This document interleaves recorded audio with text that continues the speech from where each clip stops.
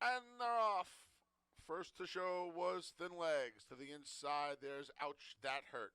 Gap of a length and a half, 2 to Super Slide. Princess Sonia moves up past her. Along the inside's Motley Sue. And at the back of the pack is Pal's Alley. The returning Thin Legs has a length lead on Ouch, That Hurt. Princess Sonia continues to move out from the outside draw.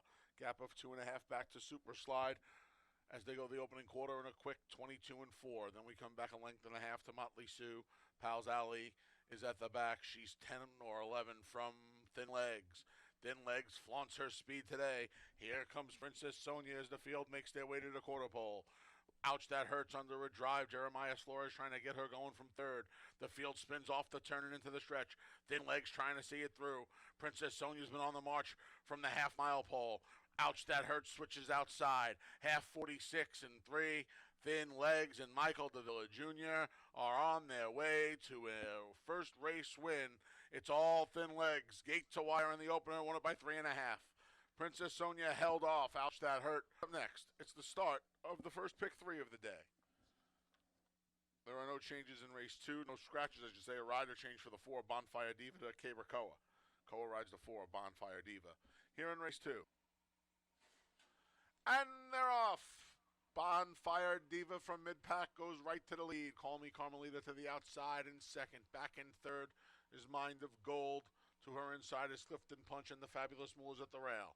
Call Me Carmelita just in front of the Fabulous Moolah, who's trying to move up now along the inside. And at the back of the pack is Quiet Horizon. Bonfire Diva leads. Call Me Carmelita second outside as they trip the opening quarter here in 25-2. Sensible opening fractions for Bonfire Diva.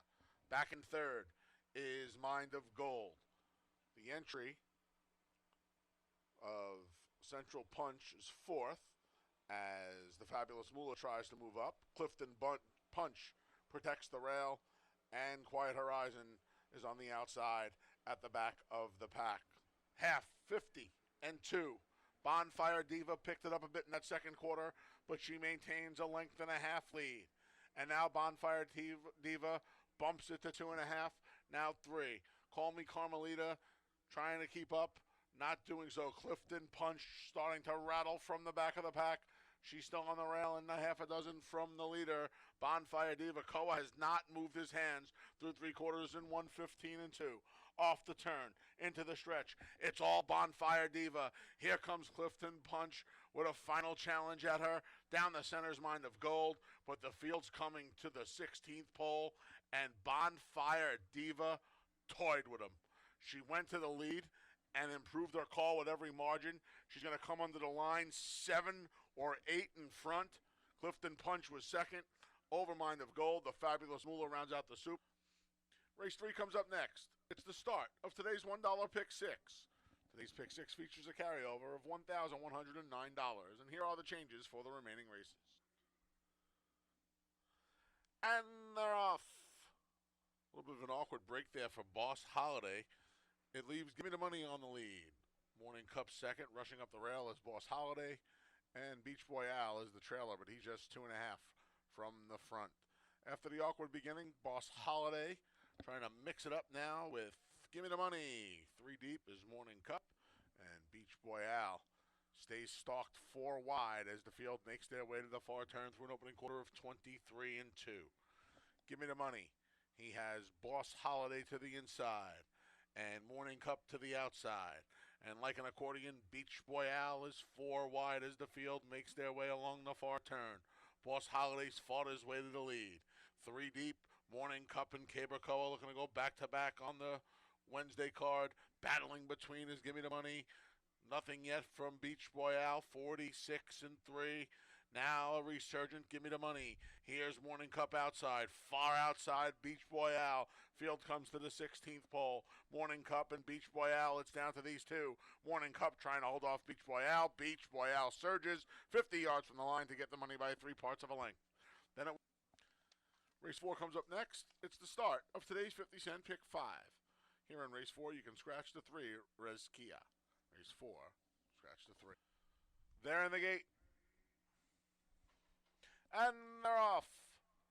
Flute Song, K. Barcoa trying to hustle Lady Lawrence to the lead, and they're joined by Dr. Gianelli, 3 across the track, heading to that first turn. Jovio drops in fourth and saves all the ground. Then Ligon's Legacy is there. Back in sixth is Major Mayhem, and Nataswan trails the field. Flute Song off and running here to a 3-length lead. Dr. Gianelli is in second. Cabaco has maneuvered Lady Lawrence off the rail. She's third, already 7 from the front through a sparkling opening quarter in 23 and 4/5. Jovio is fourth, already 10 or 11 from the front, about to be passed by Ligon's Legacy. Major Mayhem has one beaten. It's her barnmate, Nanisquan, who trails the field. Flute Song on the front end, but they're starting to close in through a half and 49 and 1. Flute Song stride shortening already. Here's Dr. Gianelli. Here's Lady Lawrence. And here's Ligon's Legacy. Flute Song's gone from the lead. Lady Lawrence between Dr. Gianelli. Ligon's Legacy ready to roll. From the back, Jovio and Major Mayhem come as a team. Nanisquan's out of last. Flute Song trails. The field heads to the top of the stretch. It's Dr. Gianelli. Ligon's Legacy battles 3 wide. Lady Lawrence calls it a day through 3 quarters in 1:15 and 2. Off the turn and into the stretch. Dr. Gianelli. Ligon's Legacy with dead aim down the center. Dr. Gianelli.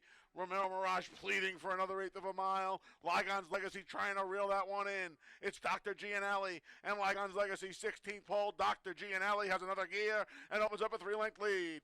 Dr. Gianelli under the line by 2. Then it was Ligon's Legacy, Major Mayhem, and Nanisquan in 1-3, 4-5-5, 25-87, and the 50-cent pick 4, 4-4-5-5 on $163 even. Early pick 4 is wrapped. Late pick 4 starts now. And they're off. Fast Fran flies out of there and quickly opens up a 2-length lead. Between rivals is Grand Lady Indy. To her insides, Flattery's Music. A 3 deep, Make a Joyful Noise is 4 lengths from the front. Then the trailer at the rail is in traffic. Fast Fran leads down to about a length and 3/4. The trio of pursuers of Flattery's Music, Grand Lady Indy, and Make a Joyful Noise through a snappy opening quarter of 22 and 2. 7 lengths from the top is the trailer in traffic. Fast Fran, a length and 3/4, now 2. Make a Joyful Noise. Manuel De Diego trying to get her closer. Michael DeVilla Jr. rides the rails with Flattery's Music. Then in traffic's out of last, just past Grand Lady Indy. Off the turn, into the stretch. Fast Fran trying to see it through a half and 46 flat. Flattery's Music at the rail. Make a Joyful Noise. Down the center in traffic with some late rally. Coming to the 16th polo. Fast Fran, some left-handed reminders from Jeremiah Flores. She's well on her way to victory. She won it by 3.5, did Fast Fran. In traffic, got second over Flattery's Music and Make a 60. $2 exact, 2-1, 71 even. 50-cent try, 2-1-3, $60.37. 10-cent super, 2-1-3-5, $29.15. And they're off. Just a guy was off a bit slowly, as was Wingo Star. It's not over yet. Goes to the lead from the rail. Here's hot first of 2:30 a.m. To the outside's HB Plaisance. 4 deep is Scales of Gold. Behind that group is Brink and Maggie's Boy. Just a guy's about 7 from them. Then there's Wingo Star. And at the back is probably Flattery. They went a contentious opening quarter of 22 and 3. They were 4 across the track, now 3.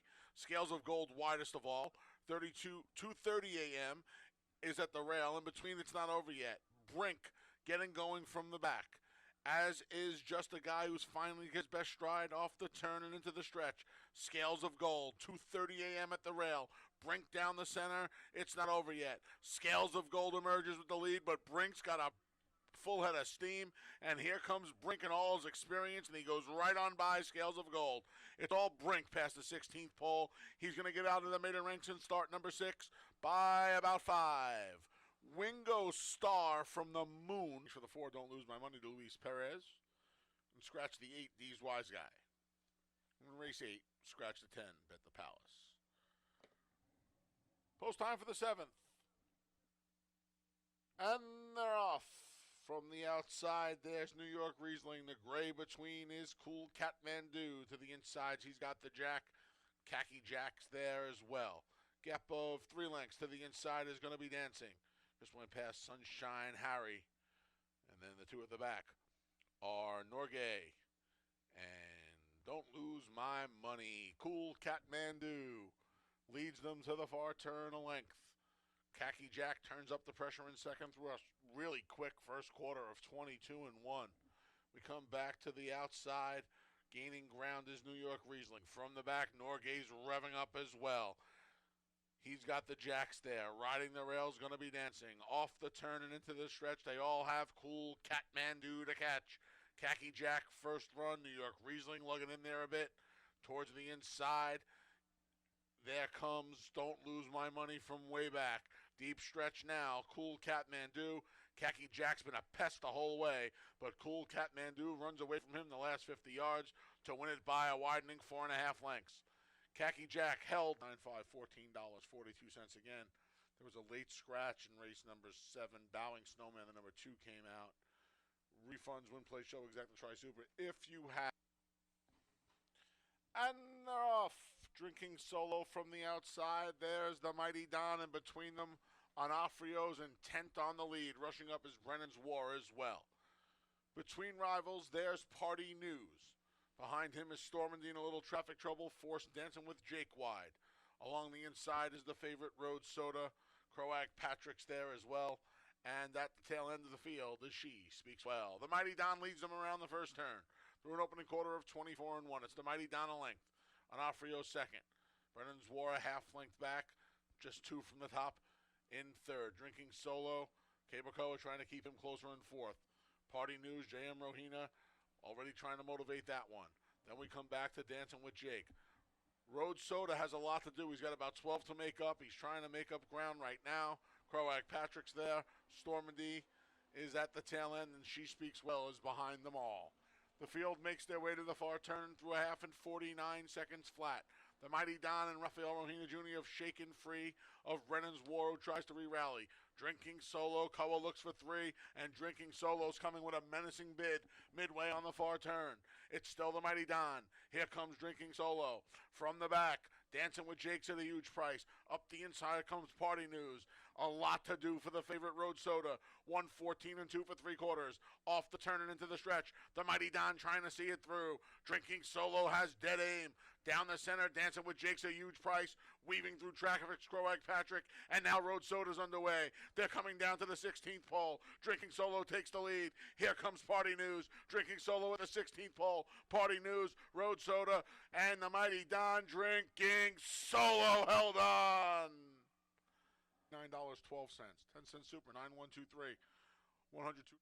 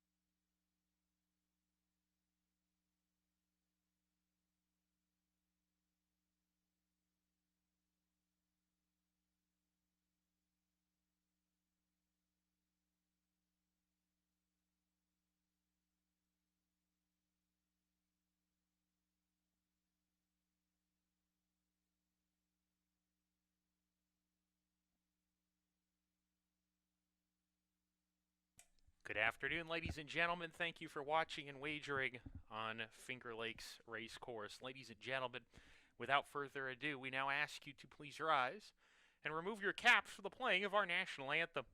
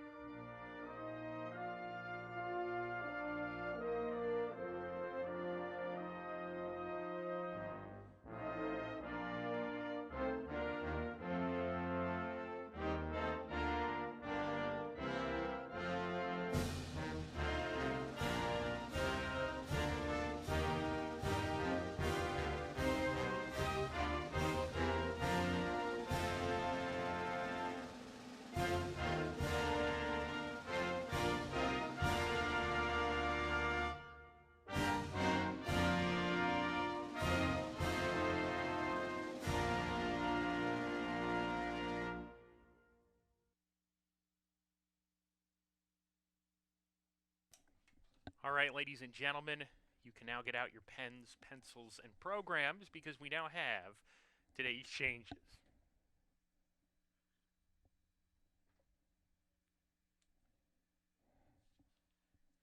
In the first race on the program, scratch number 6, Knight of the Crown. Number 6, Knight of the Crown, scratched out of race 1 today. Also in the first race, we have a note with number 5, ASAP Restoration. Had a workout not published in the past for performance products. Worked on September 25th here at Finger Lakes, 4 furlongs over a sloppy course in 52.10 seconds. Race 1 begins the pick 4.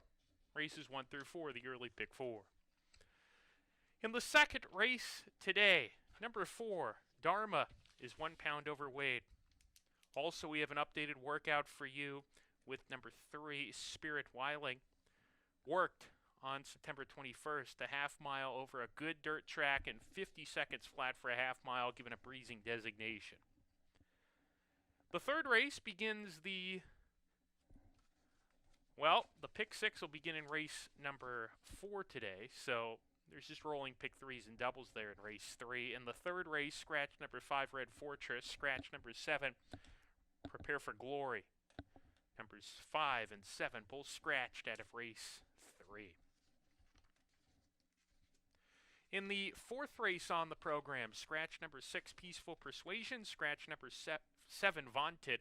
Numbers 6 and 7, both scratched out of race 4. That race begins the pick 6, races 4 through 9. And ladies and gentlemen, please note, in the fourth race, Don Antonio, number 9, runs with hind shoes. Number 9 will be wearing hind shoes and competing in those. In the fifth race on the program, we scratch number 9, Free Folk.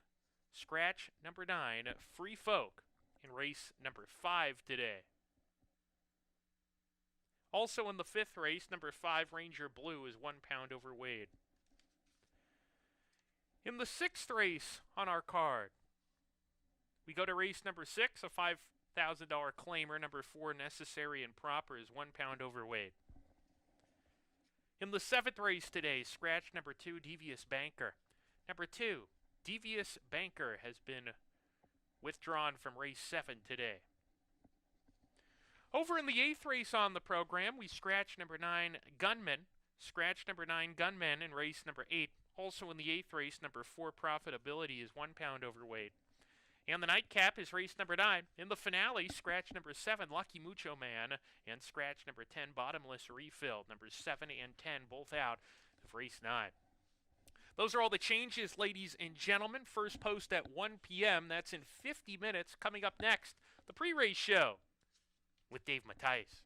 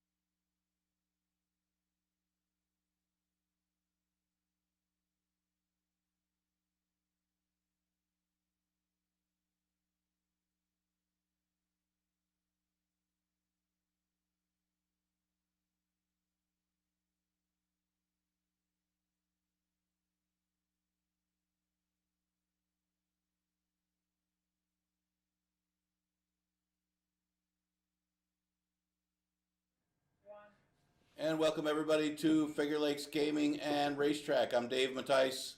Got 9 of them today. 9 races on today's card.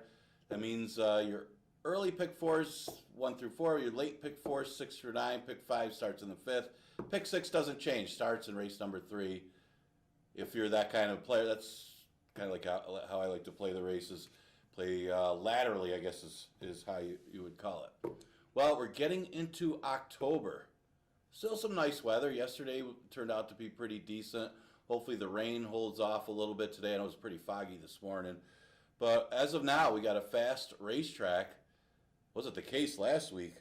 We had some weird weather here in western New York. It gets that way as we get into the fall.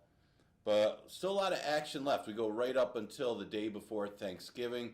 We are going to continue with this 1 o'clock first post until the time change. So let's get right to it. 9 races today. Goes the distance of 1.70 miles, does the first, a 5,000 clear. I do want to mention you got Matt Dinnerman calling races again, one of the best. As our announcer, we wish him the best as far as getting well soon. He's got some health problems. He'll be back hopefully soon. So our best wishes go out to Anthony Stabile. It looks like this first race, so it looks like it was split. The first and the third have the same conditions going around. As far as we got so many of these horses. I mean, you got 16 horses. Of course, we're down to 13 of them with a scratch here and then 2 scratches in the third. Not a lot of speed left in here with Knight of the Crown scratched out of the first. So I did throw in another horse that was a long shot morning line. I mean, Riley B is 15-1. Really steps up with that scratch. So I'm going to use that one second with the lack of pace in race number 1. Now, Octoliber does look like the horse to beat. May have to overcome the lack of pace in here, but might just be that much better than Riley B and others in this race. Now, Octoliber has always faced tougher, hits an all-time low. I mean, he was basically facing a bunch of 5,000 claimers. At least half of them would say were 5,000 claimers in that distance series race. He didn't run that bad. His form's tailed off a little bit from when he was against starters and tougher allowance fields, but he's still competitive at the 11-9, and then should be competitive here at 5,000, especially against this field. I'm going to use Octoliber on top. I'm a little concerned about the lack of pace in here with the scratch of Octoliber, and that's with the scratch of Knight of the Crown, and that's why I used Riley B for second. I mean, Riley B was the other speed, comes out of a race where didn't really show that kind of speed. It was one of those races where it seemed like there was more speed than there was, and Riley B, who didn't get off all that sharp, ended up doing the right thing. I mean, they did go 47 to the half, but Colton Goes ran a huge race. It was a big upset under Stephen Frett to get that victory. Blue Grotto was one of the favorites. That one got second. It was a tougher race in a sense than this one. Maybe his best running is when he's part of the early pace when they don't do 47. And this is a completely different pace scenario in race number 1. Now you're looking at maybe getting the lead in 49 and change at 50. And that's a big difference when you're chasing a 47 like he did last time. So Ringgood is the other speed outside of him, and I don't think Ringgood's as fast as Riley B, so he should be able to at least hold the rail even if that one's aggressive. I'm going to use Riley B for second.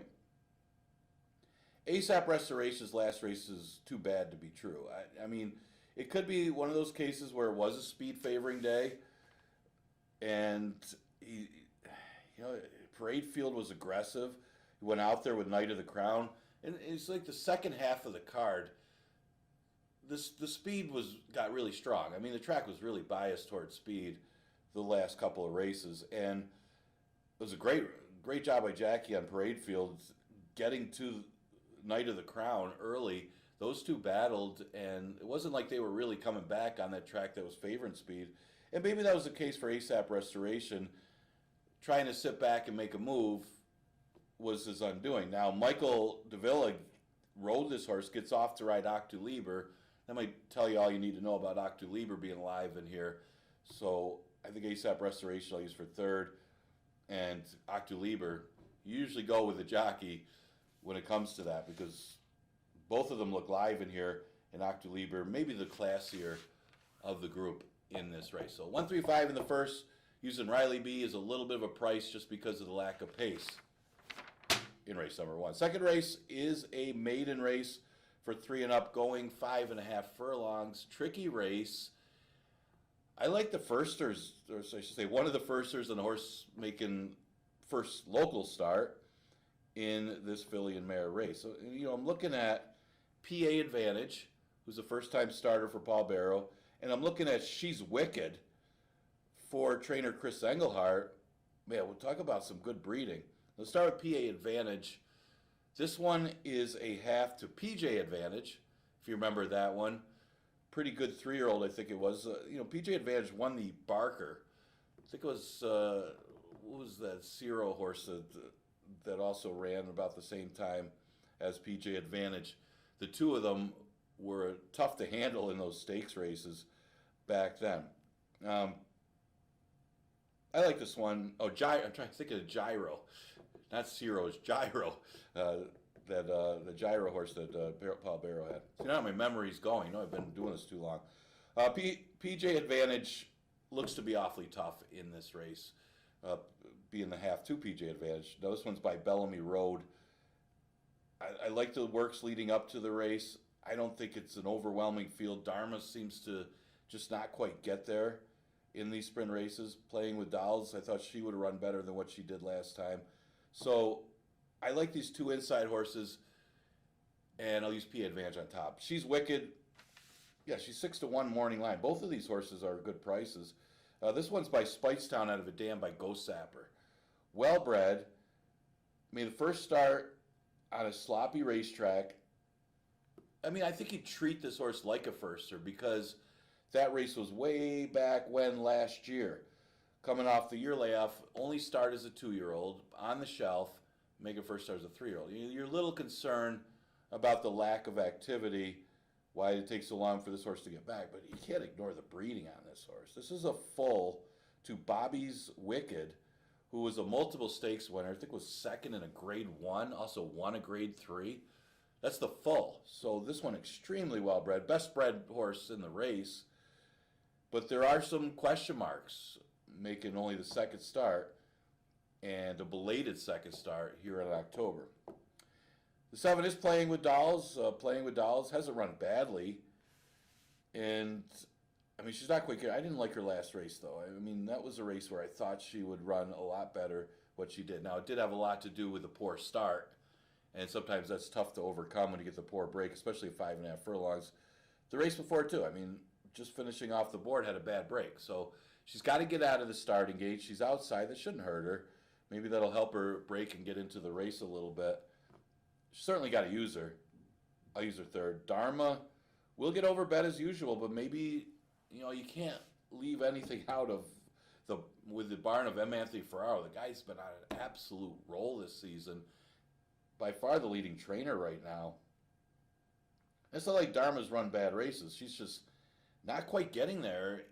And maybe she's really at the mercy of the pace at these sprint races because she's just kind of plodding there in the sprint. I don't know. I thought she would have had success in the routes. And I'm surprised that they haven't sent her long again since the Oaks that she ran early in the year. And I think that's what she wants to do is go long, even though the breeding isn't really strong for the route. But you see it as she's just kind of running evenly in these sprint races. But this could be the day that she really pops. I can't leave her out, but I don't really love her either, with the fact that she's burned a little bit of money so far in her career. I'm going to go the 2-1-7-4. I'll wait till she goes long again. I'll take her. Of course, unless she wins today. Mentioned the third race split with the first. Maybe you can learn a little bit by how that race goes as far as who wins, what race they came out of, because you're going to get similar horses running against similar horses. So if you're a good handicapper and a relatively bigger player, that's what you look for. I mean, you look at the first race, and you can learn a lot. And a lot of this game is being smart and learning from the other races. That's how you're successful. Scratch the 5, Red Fortress. Scratch the 7, Prepare for Glory. It's another race like the first. I mean, the similarities here is that there's a lack of pace in this one, too. I think Central Love can really control the pace in race number 3. Is he good enough? Yeah, I think so. I mean, Kodiak Brown has not been the same horse this year. Jacoba doesn't quite get there in a lot of his races, but the horse is running good. I thought that was the other one you have to use if you're playing pick 4s, would be Jacoba, maybe Kodiak Brown if you're going to go 3 deep. But Central Love looks like he can dictate the tempo here, and it's his race to lose on the front end. Now, again, is he good enough? The last couple races haven't been as good for Central Love. He's been in this barn for a while. I mean, he ran good for the New Connections. A couple of those races with a couple of good seconds. Gets tougher. I think it's now or never for Central Love for this season. If he can win this race, he gets out of the gate well. I think Kevin Navarro can completely control the pace because there really isn't any other early speed in race number 3. So I'm going with Central Love on top. Jacoba's going to be the one to try to take a run at Central Love. Might be able to get there. Always fires. I mean, the last race was good. I mean, ran a decent third. I know Buck Wild, we'll see how that one does, but the race before was the Night of the Crown where that one just speed popped the field. Jacoba did run decently. I mean, he ran third. Then last race, it was this, you know, this parade field ran big. What can you say? They didn't come back. And again, Jacoba hit the board again. So it's an easier field with the scratches. It's probably the easier of the two that split the third race is. I know he's up against it with Central Love being the main speed. He doesn't want to be too aggressive in chase. But I think he'll be close and try to make a run at that one, and it might be better. And now Kodiak Brown is the other one. He's had better races in the past. He's just not running well this year. Now, he's had trouble in a couple of them, but it's not like he's having any impact. His best race was earlier this year in a similar condition where he rallied to be third. He's good enough, just doesn't have any early speed anymore, and just there's no pace in here, and the form has kind of gone the wrong way. Hard not to use him, though, because some of the races he has been in this year have been against much tougher. If I did use 3 in here, I would throw in Kodiak Brown, but I'm going to go with the 2, 3, and 8. Again, this starts the pick 6. Doesn't affect whether it's an 8 race or 9 race card. Pick 6 always starts in the third. That is the $1 minimum pick 6. Maybe split it with a friend, then you make it 50 cents for yourself. I guess that's the best way to play those if you want to play a bigger ticket. Scratch the 6, Peaceful Persuasion, and scratch the 7, Vaunted.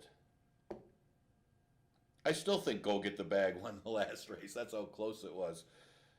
Yeah, and I liked the winner. I mean, that was my top choice that won that race, but it did look like Go Get the Bag won the race. I have to watch that thing 5 times, but the photo doesn't lie.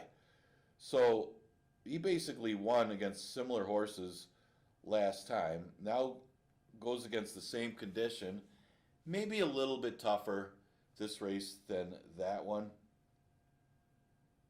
You watch the replay of that race. I still think he won.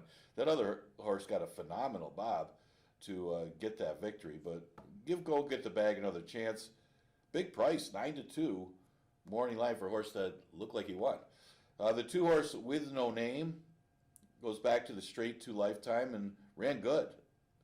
I don't know if that race was that tough. I know normally that condition would be tougher than the straight 2 Lifetime last time, but didn't turn out that way. Trap the Dream, who obviously isn't the same horse, but had a little back class, was able to out-rally With No Name. But this horse ran very well to be second. So 2 straight seconds in a row. Logical horse. And he's 6-1 morning line. The tricky read, obviously, is the 5, Game Misconduct. And that's what you're thinking when you see this race. What do you do with this horse? He's been running against so much tougher. Was eased in his only race here, and that's his last race, and now comes off the layoff. He's got some pretty decent works since that race. Maybe not the ideal distance, though, for Game Misconduct, coming in for 5.5. So a lot of red flags, a lot of question marks. But if you're getting a little bit of a price on the horse, I think you got to use him. I mean, the horse is 8-1 morning line. Probably one of those win or get nothing type horses, and of course I got him third. So tricky race when it comes to that. When you factor in Game Misconduct, who's faced so much tougher in his career. 3-2-5 in the 4th. Remember, the pick 5 starts in the 5th, and that's this race. An 11-9 claimer, going a mile 70. To me, the way I looked at the 5th, it's either Venge or it's anybody. Venge is the horse to beat, but there are some question marks with Venge, and the trip really got to him last time. I mean, Hey Harry got the trip. Venge did not. And the bad start, amongst other things, really factor in to Venge not winning that race. The other races in New York are good. He's better than these 11 and 9s, but he's got to get the trip, and they got to run the race. I'm going to use him on top, give him another chance. It's the second race over the track. Hopefully he breaks better than what he did last time, and he can start off the pick 5. Ollie can dance at the mercy, talking about a horse that's at the mercy of the pace. This one at 8-1 just ran a clunker last time and get some class relief. Well, was it really? I mean, the race just didn't come back to him the way that he needed to. I mean, a lot of these races, it's about trips. I know the pace was fast, and you should have seen him late, but it didn't go that way. It's a big Brown dropping to 11 and 9. I could see a bounce back effort from this horse, but he's got to run better than what he did last time. Certainly the class relief is going to help. But he's got a few of them dropping. I mean, you look at Hanini drops from an allowance. In a minute, the speed drops from an allowance. Ranger Blue drops from an allowance. So it is a tough group for this level. With that said, I like the move of Connect the Brock stretching out. He's not winning against the sprinters. Now he stretches out. Problem is, for Connect the Brocks, you've been waiting for him to stretch out. You're going to bet him when he stretches out to 11-9, but wait. The race comes up tougher, much tougher than the sprints. That's the way it goes, especially when you're looking for a horse to finally get the distance. Still got to use him in the top 3. It's just he went into a much tougher field with all these drop downs, dropping from allowance. So I got to use him 3rd. Normally I would like him at this level on top in the route. Then there's the 8, Hanini. If Hanini can repeat the effort he had against allowance horses the previous couple races, that's great. But his last race was kind of like Ollie could dance. He comes out of that Marty's Magic race where they both lost by double digits. Maybe if you like one, you got to like the other. I did like Ollie can dance a little better from his prior form, but Hanini, who broke his maiden back in November, has been really running extremely well other than that race. And maybe that's one of those races where both Hanini and Ollie can dance just didn't fire well, or the pace flow didn't go well. I think it's another one you got to consider using in this race. But again, if Venge doesn't run his race, then you got to use a bunch of them because you can make a strong case for some of these horses dropping down from the allowance to the 11 and 9. That's the 5th. Because normally you look at a horse like Ganini, you'd play. Say, oh yeah, he dropped from allowance to 11 and 9. Got to pick him on top. Then you look at the rest of the field. Couldn't have come up much tougher for that class level. 6th race, a 5,000 claimer, never won 3 condition, going a distance of 6 furlongs. And, you know, I just remember the race from She Loves to Move, the day that she won, to win the 2 lifetime condition. And maybe that's why I keep picking the horse the last couple times. But, yeah, she did not run well. Maybe it was the slop in the next race. I mean, it was one of those things where the inside got really good after the rain came down. What was that day? The 19th of August. And you watch the second half of the card, and the horses that just set on the rail just kept going. Didn't come back at all. And that was the case with Georgie's Ladies. Just was much the best after it was smart tactics. Probably was the best horse anyway. And then she just sent with the bias and got the victory. Last race, it was a pretty tough group for the 3 lifetime. And she ran better. I mean, she didn't run bad at all with the 4th. I thought this field came up a lot easier than that race did. And the pace flow could go a lot better. I mean, Necessary and Proper kind of had an easy lead in there.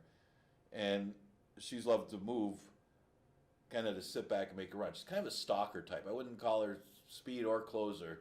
Kind of sit right off. And that could be the perfect running style for this race. Slight edge to She Loves to Move. Luna Loca coming out of the same race, same thing. There wasn't a strong pace to run at. And Luna Loca, who had a couple top 3 finishes in routes, actually ran well with the cutback in distance to 5.5. Now she goes to 6 furlongs today, and it looks like she's got Ruler of the Night and Necessary and Proper. You know, even Sweet Tooth Sue's got a little speed, but I don't know how aggressive that one's going to be. Seems like she's better when she is, but She's going to have some pace to run at the 6 furlong distance. So I think Luna Loca plays as well. Yeah, she ran well, considering it was, although that's a big cutback to 5.5 and not much pace to run at.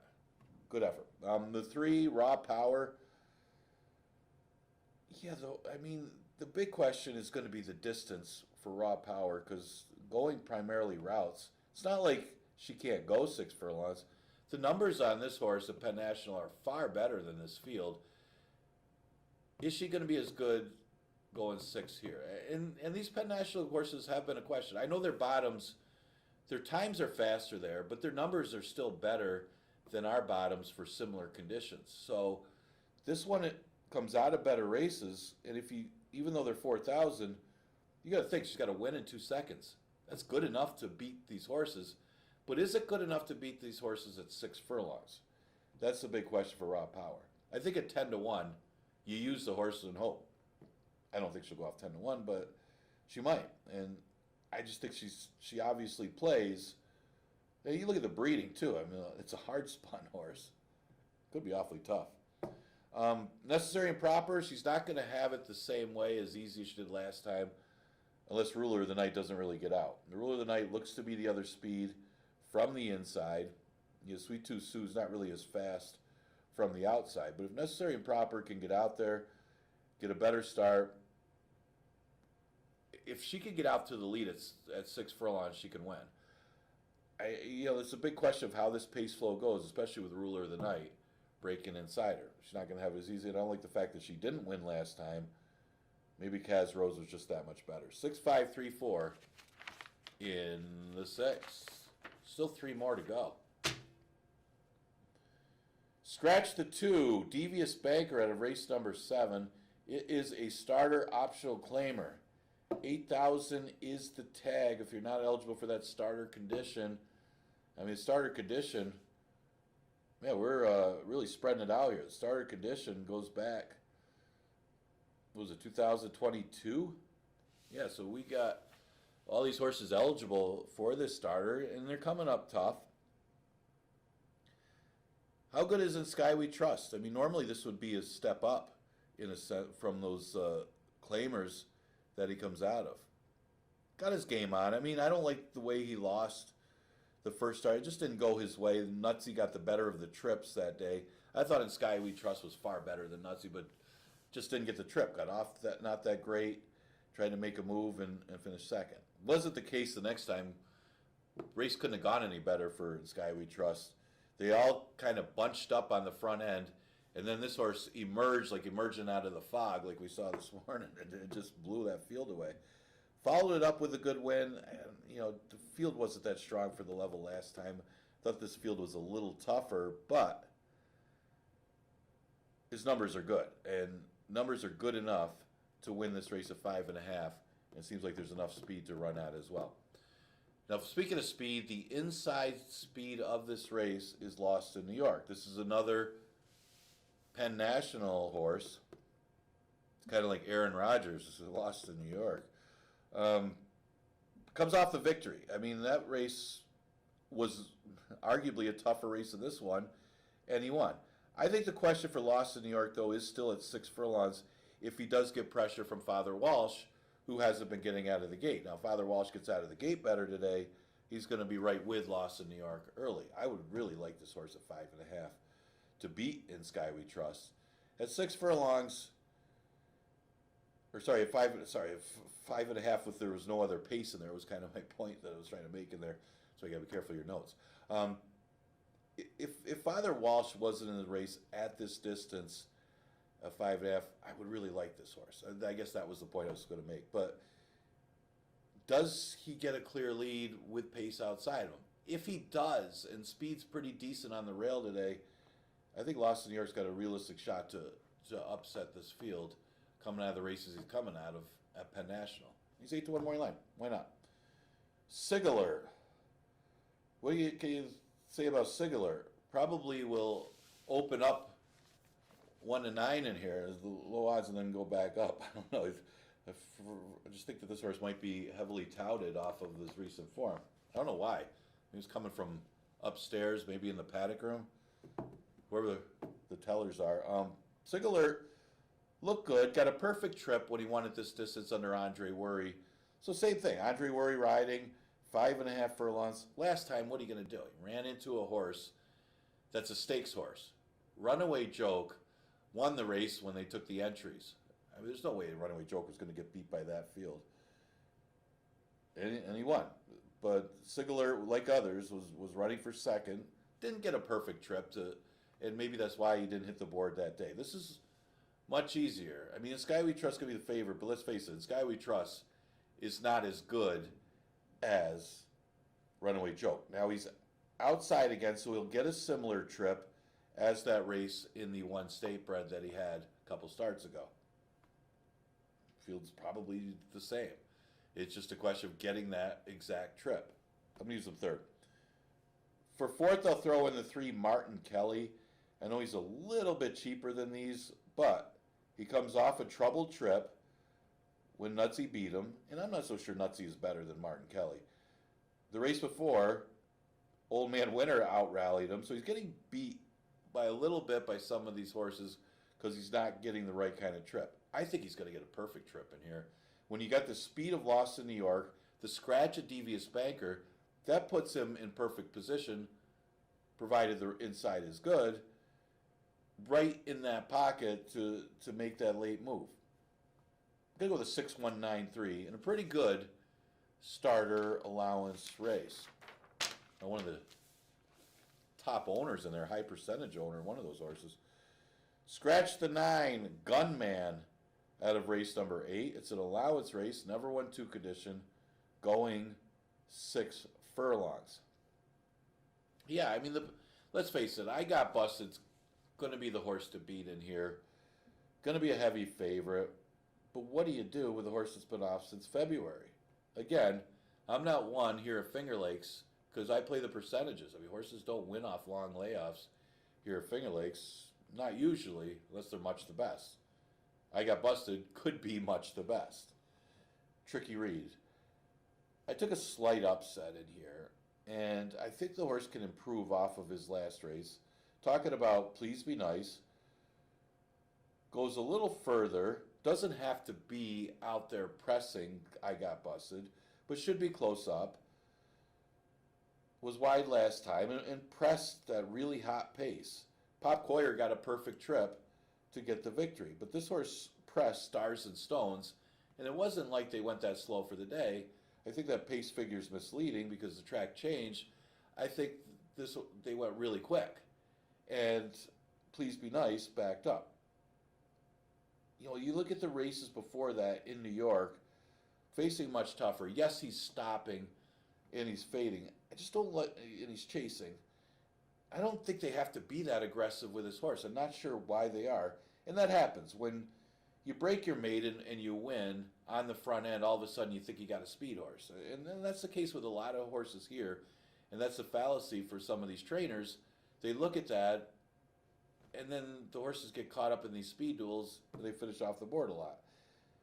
Yeah, I think he went too quick last time trying to press. I don't think he has to do that. I think he could sit up close. It is 6 furlongs, can relax, be up and make a run, and I think he'll improve off of that race, and maybe a chance for an upset victory with Please Be Nice. 8-1 morning line. Why not? Again, I Got Busted as the horse to beat, but he is off a layoff since February, so tread with caution. This is a full to, Bustin' Mach 4, who was stakes placed, and that was career. Now, those are restricted 3-year-old races, but that optional claiming 3-year-old race is probably tougher than this one. And obviously, the horse showed talent when he won his first career start in the slop in New York and won it by multiple lengths. What are we going to see today from I Got Busted? It's going to take some money. It's one of those that you play one pick ticket with him on top, singled, and then you play one pick ticket spread without using them. I guess that's kind of how you approach a horse like I Got Busted. But he's going to be tough. The 4 profitability could take advantage of the fact that it's 6 furlongs and there's some pace in here. Last race, had a troubled trip at 5.5 and had to settle for third.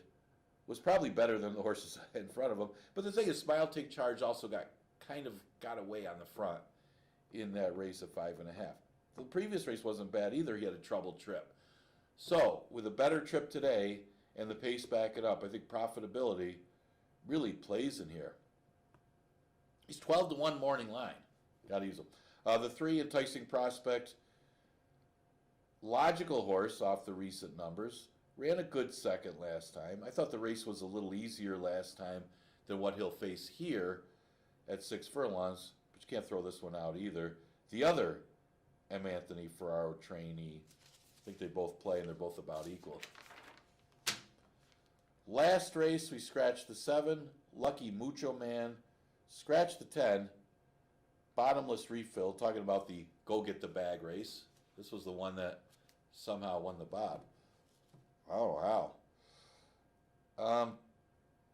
Try to come back with Pappy on ice. I mean, I've been kind of underestimated. He looked like the winner last time. I think he lugged in a little bit at the end of that one. Was forced to go wide. Didn't have a great start. And then last part of the race was kind of getting in a little. And I think that cost him. I liked the race he ran. I was surprised how well he ran in the field he beat the race before. You know, I wasn't there for the wedding, but I like what I saw last race with this horse, that maybe we could have a second wedding for Pappy on ice. I'm going to use him on top. Over the Cap was forced to be a little more aggressive than normal last time because there was just no speed in the race. And he ended up chasing and ended up fading. He would have run a lot better and hit the board. He's not going to win the race. I know that's what you're doing. You're trying to win the race by being more aggressive last time.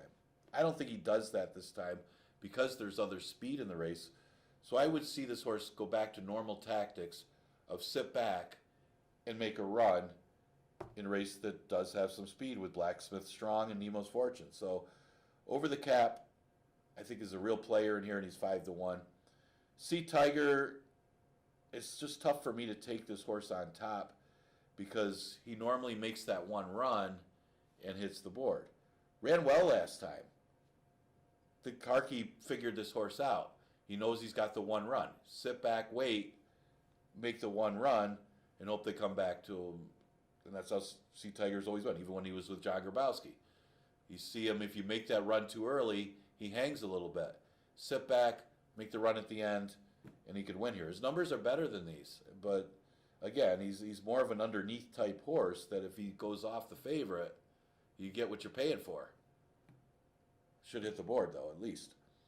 Raw Courage is the other interesting one for former jockey Adil Khan. Obviously, Adil Khan knows his stuff from his riding days. Raw Courage, last couple starts, again, he's running against these type of horses, even probably a little bit better coming out of the Mad Magic race last time. That's a much tougher field than this one. So get some class relief, drop it to 5,000 today, and the numbers say it. I mean, numbers puts this horse right there at this bottom level. But he's another one that sits back and makes a run, and maybe he does get that ideal pace scenario if Blacksmith Strong is pressed early. And that one's coming out of sprints, so will be a question mark going that far anyway. That Raw Courage, you might be knowing this horse late, and another one you got to use at least in try. So 3, 6, 2, 8 for me in the 9th race. A lot of action today. 9 quality betting races here at Finger Lakes. Get involved. The pick 4s and the pick 5s. I'll put up my pick 4 for the early and the late one. I think the pick 5 is a good play today as well. We're going to continue live racing Monday through Wednesday. Matt Dinnerman will be doing the call today. One of the best announcers in the country. We got him filling in today. We're lucky to have him today, and should be a lot of fun. So we'll see you tomorrow before that 1 o'clock first post.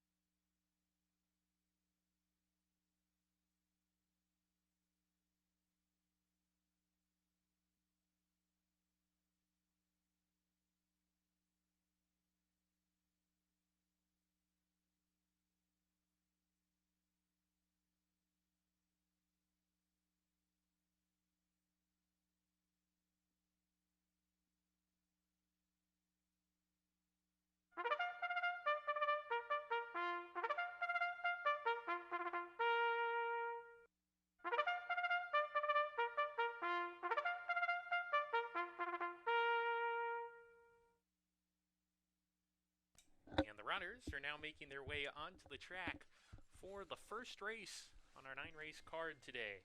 Scratch number 6, Knight of the Crown, a $5,000 claiming group, 3-year-olds and up, going 1 mile and 70 yards. This race for 5,000 claimers. Here's the field. Number 1, Octu Lieber, Michael Davila Jr. riding.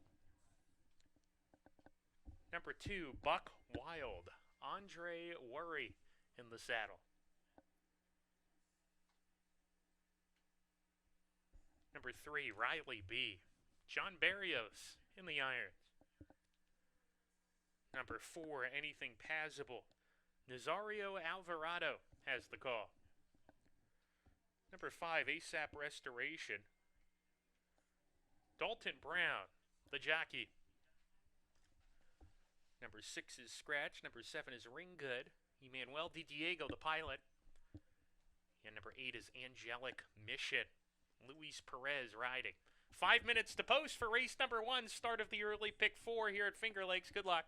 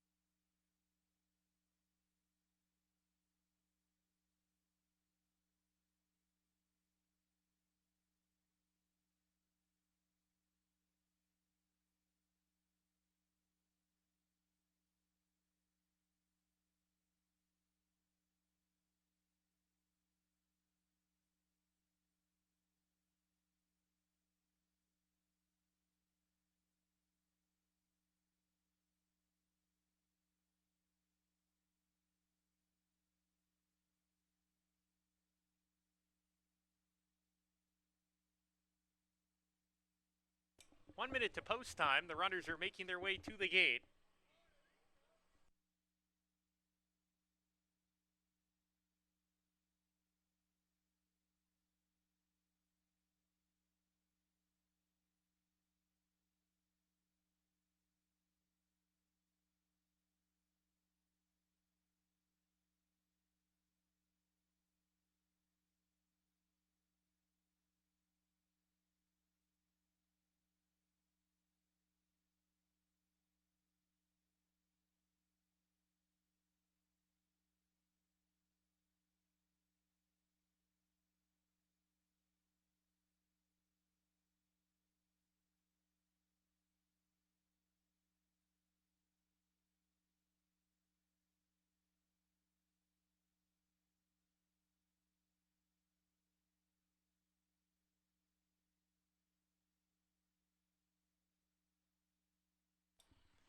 And the runners have now reached the starter gate. It's post time for race 1. Octu Lieber to the inside post, goes into the gate. Buck Wild coming up. Here's Riley B. Anything passable in the yellow cap.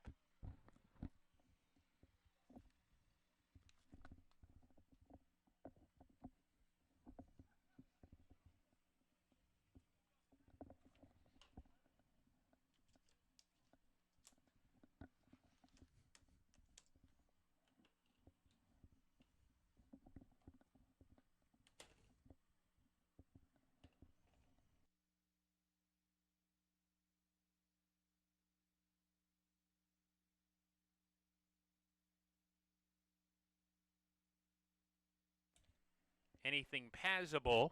Go again. ASAP Restoration has loaded 2 back. Ring good.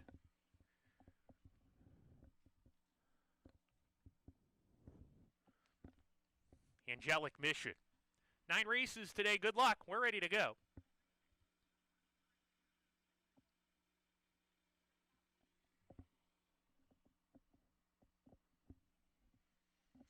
And we're off. Angelic Vision on the far outside broke sharply today. Riley B takes the second position early. ASAP Restoration alongside. Ring good in the 4th position, getting outside, approaching the first turn run. Octu Lieber down on the fence in the meantime is 3rd last. Anything passable is 2nd to last early. And Buck Wild is at the back of the pack, 7 lengths behind. Around the clubhouse turn they go.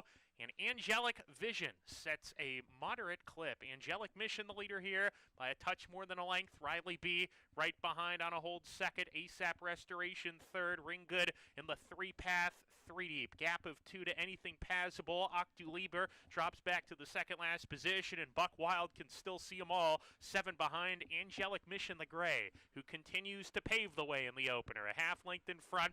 Riley B on the outside, getting closer, applying the heat. Doesn't want to give Angelic Mission too easy of a time of it here. ASAP Restoration niggled along a little bit from the 3rd position. Ring good parked outside of him, 4 wide going into the turn. Gap of 2 to anything passable. He's sent along. Buck Wild gaining position now from the back of the field, and Octu Lieber has dropped out of it as they round the far turn. Angelic Mission opens up 2.5 lengths now. Buck Wild on the inside continues to make up ground. All the way a joint 2nd with Ring good coming to the top of the lane. Anything passable caught wide, turning for home in 4th. They're off the turn in the opener. Angelic Mission 2 lengths ahead. Buck Wild under the left-handed encouragement 2nd. Ring good 3rd. Tries to reel in the front runner, and Anything Passable is gathering momentum on the far outside. Here comes Anything Passable swooping to the front, and Anything Passable draws clear late to score by a length and 3/4. Angelic Mission was 2nd. Buck Wild 3rd. Ring good 4th.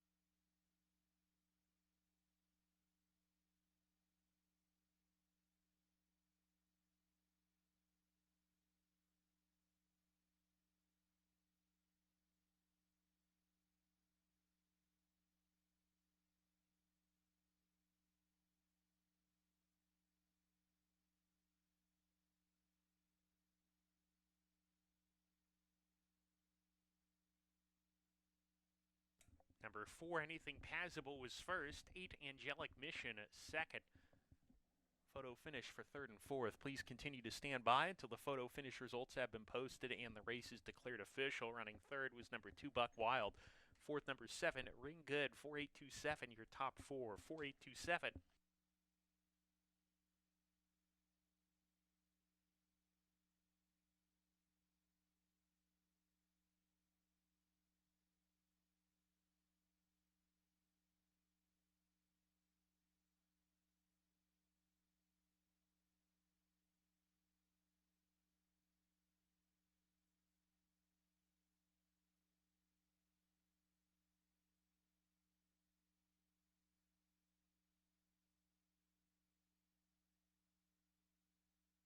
And this race is now official. Now in the winner's circle is number 4, Anything Passable, a 9-year-old bay gelding by Mission Impassable, out of Lightning Pace by Regal Classic. Anything Passable was bred in New York by Mockingbird Farms and Partners, now owned and trained by Luis Gutierrez.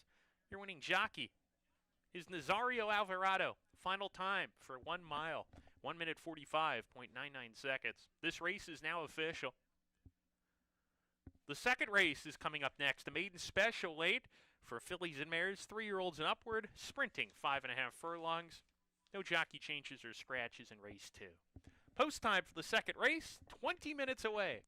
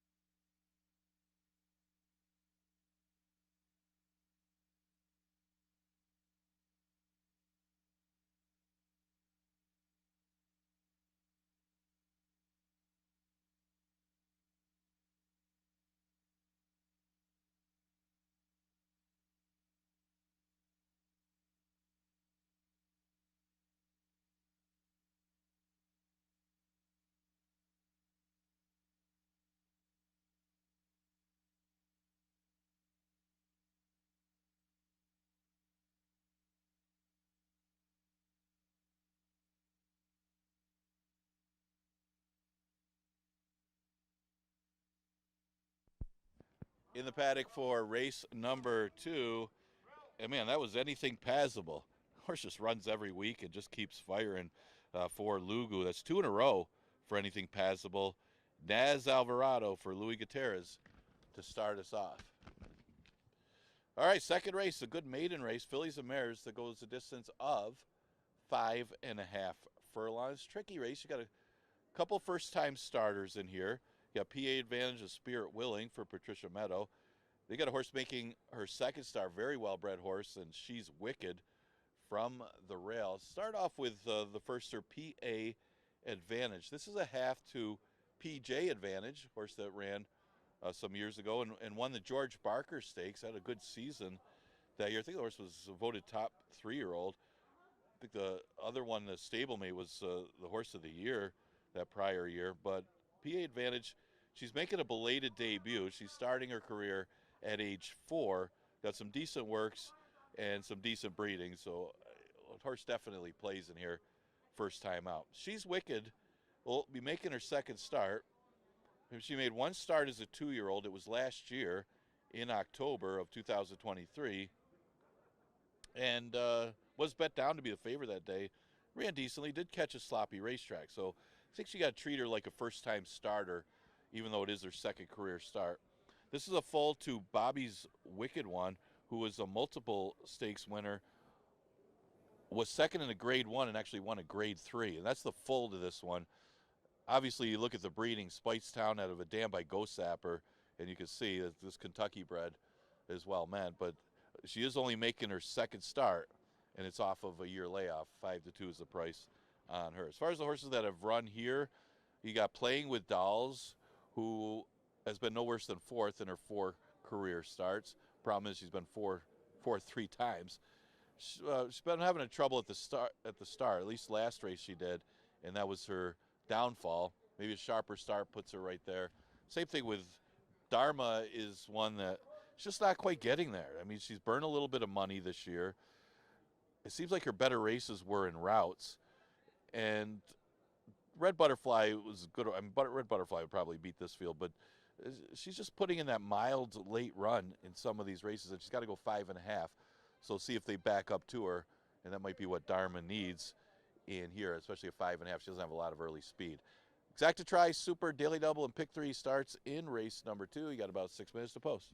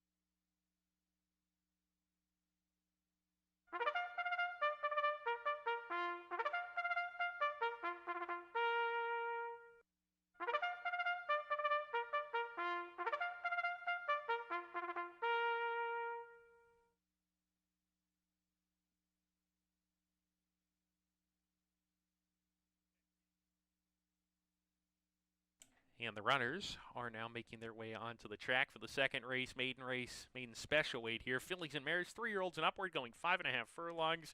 Here's the field. Number 2, PA Advantage. Jeremias Flores riding today. Number 3, Spirit Wiling. Heeman Hartke in the saddle.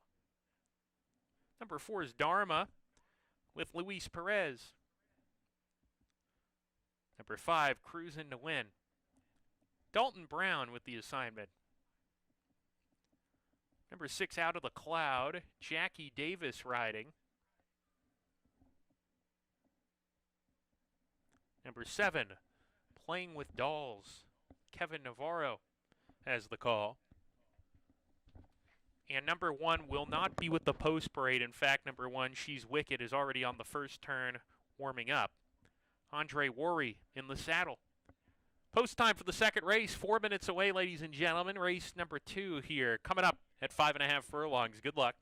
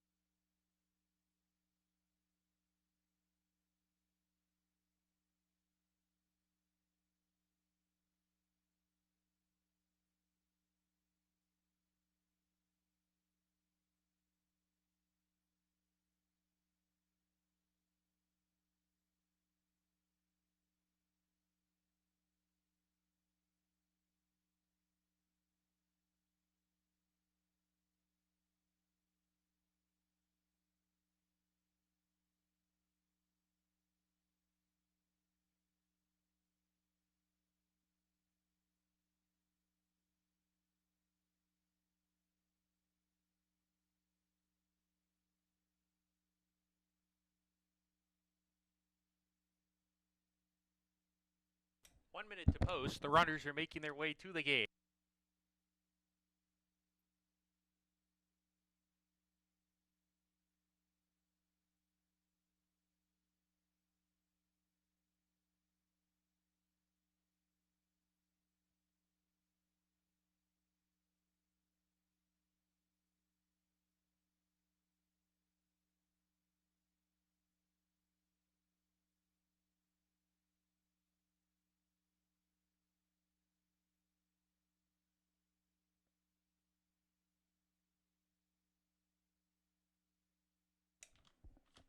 And the runners have now reached the starting gate.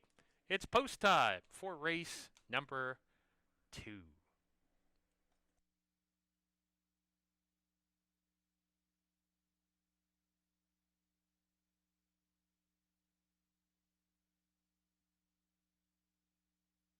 She's Wicked to the inside post is loaded. PA Advantage coming up.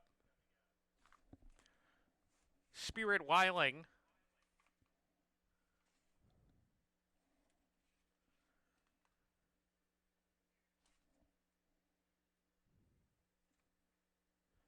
Dharma.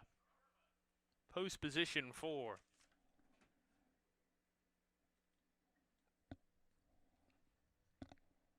Cruising to Win.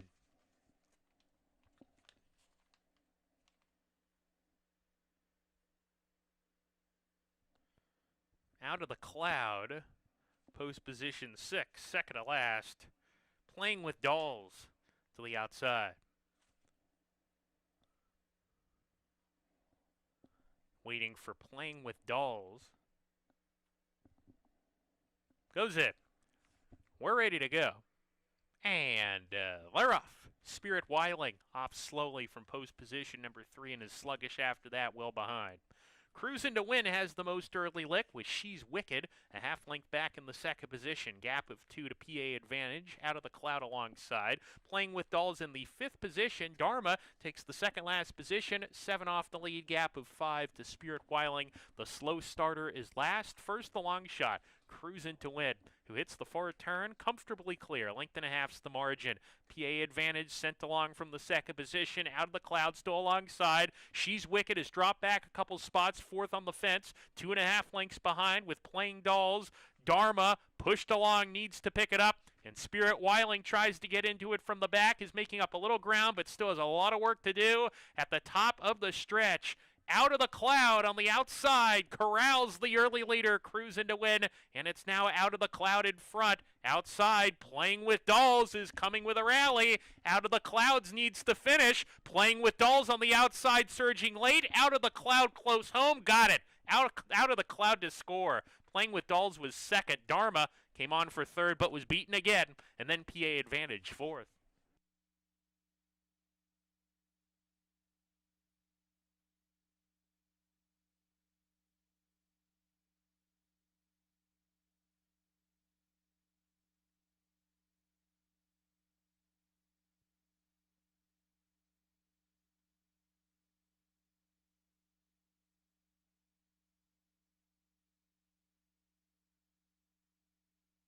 Number 6, Out of the Cloud first. 7, Playing with Dolls second. 4, Dharma third. 2, PA Advantage fourth. 6, 7, 4, 2. 6, 7, 4, 2, your top 4 finishers in race 2. Please continue to stand by until the results are declared official.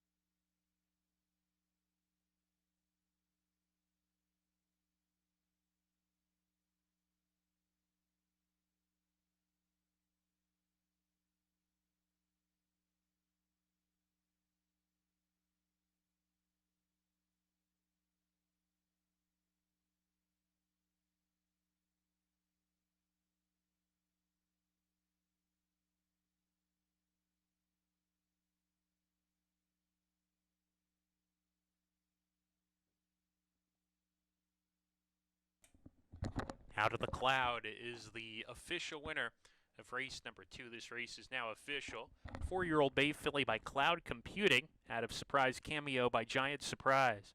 Out of the Cloud was bred in New York by Topsmead LLC and Robert K. O'Brien, now owned by Victor Dean III, who also trains Jackie Davis. You're winning, Jackie.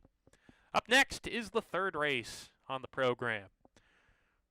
They're going 1 mile and 70 yards in race number 3. Final time for 5.5 furlongs was 1 minute 6.95 seconds. Third race up next, scratch numbers 5 and 7. Post time for race 3 coming up in 21 minutes.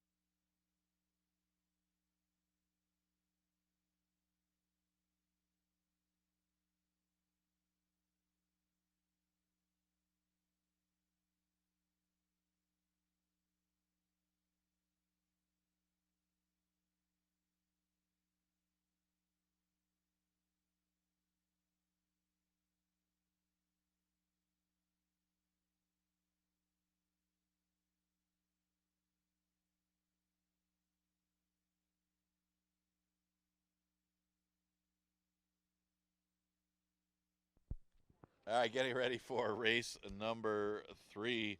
Out of the Cloud. That horse going good for Victor Dean. Comes back with a good effort here and gets the victory, shortening up back up to 5.5. Jackie Davis for Victor Dean in race number 2. All right, third race is the same condition as race number 1. It's that split condition, never won 2 since the date, or never won 4 races. We scratched the 5, Red Fortress. Scratch the 7, Prepare for Glory. Now, doesn't seem to be a lot of pace in this race, and that really should be the advantage of the 2, Central Love, who looks like the main speed in here. Not any real speed test. I mean, Macetta's got some tactical speed. So does Oliver with a twist, but Central Love looks like he is the speed, and he does drop in class as well, dropping down to 5,000. Problem is his form hasn't been that great the last couple starts against tougher, so it is a question of, well, is he good enough? But he does have a big tactical edge in race number 3. The 3 horse is Jacoba. Jacoba looks like the main threat, as he is a consistent horse as far as hitting the board, and comes out of a pretty tough group last time. And you could go by that race when you look at race number 1, as some of the horses were coming out of what races that ran well. Anything Passable was coming out of sprints, though, so that might make it a little tougher to go to school on that one. But Jacoba, off the 3rd place finish last time, off the numbers, looks to be a big threat in race number 3. The other rival I thought would have a shot in here would be the 8.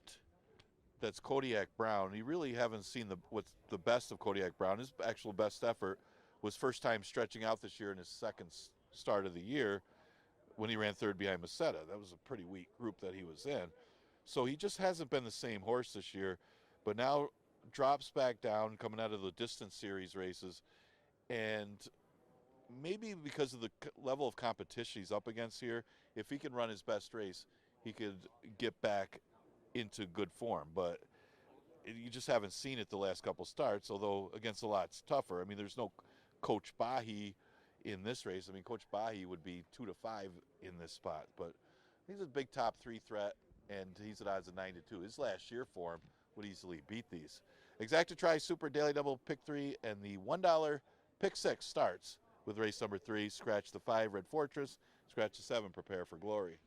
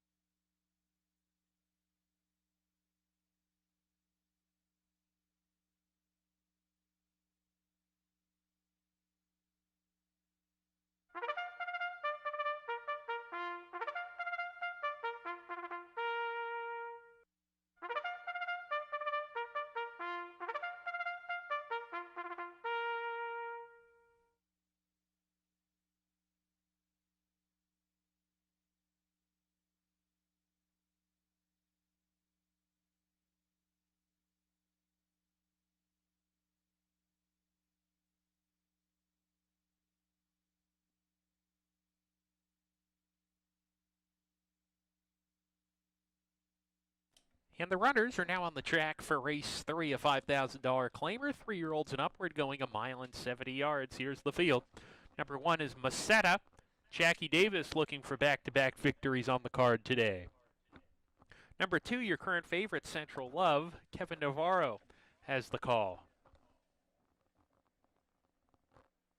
Jacoba is number 3 with Heman Harkey.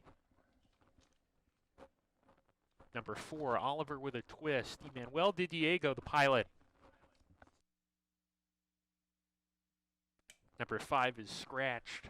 Number 6, okay, game on. Michael Davila Jr. riding. Number 7 is scratched, and number 8 is Kodiak Brown. With J.M. Rohina. 4 minutes to post for race number 3. They are going 1 mile and 70 yards here. Good luck.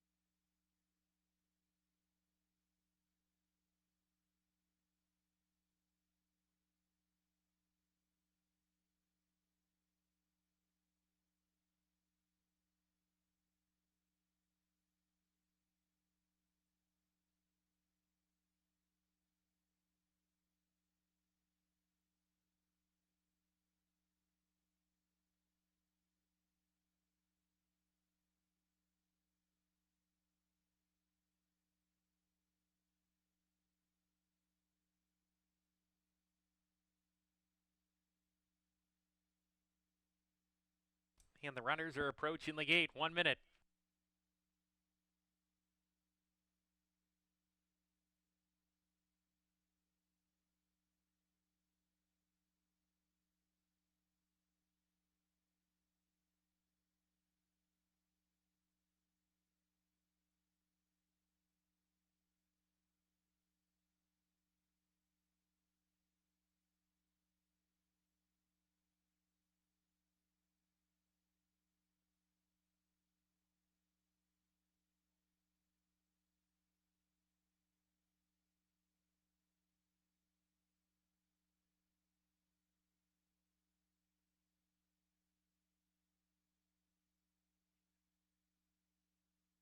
And the runners have now reached the starting gate. It's post time for race 3. Meseta going into the gate.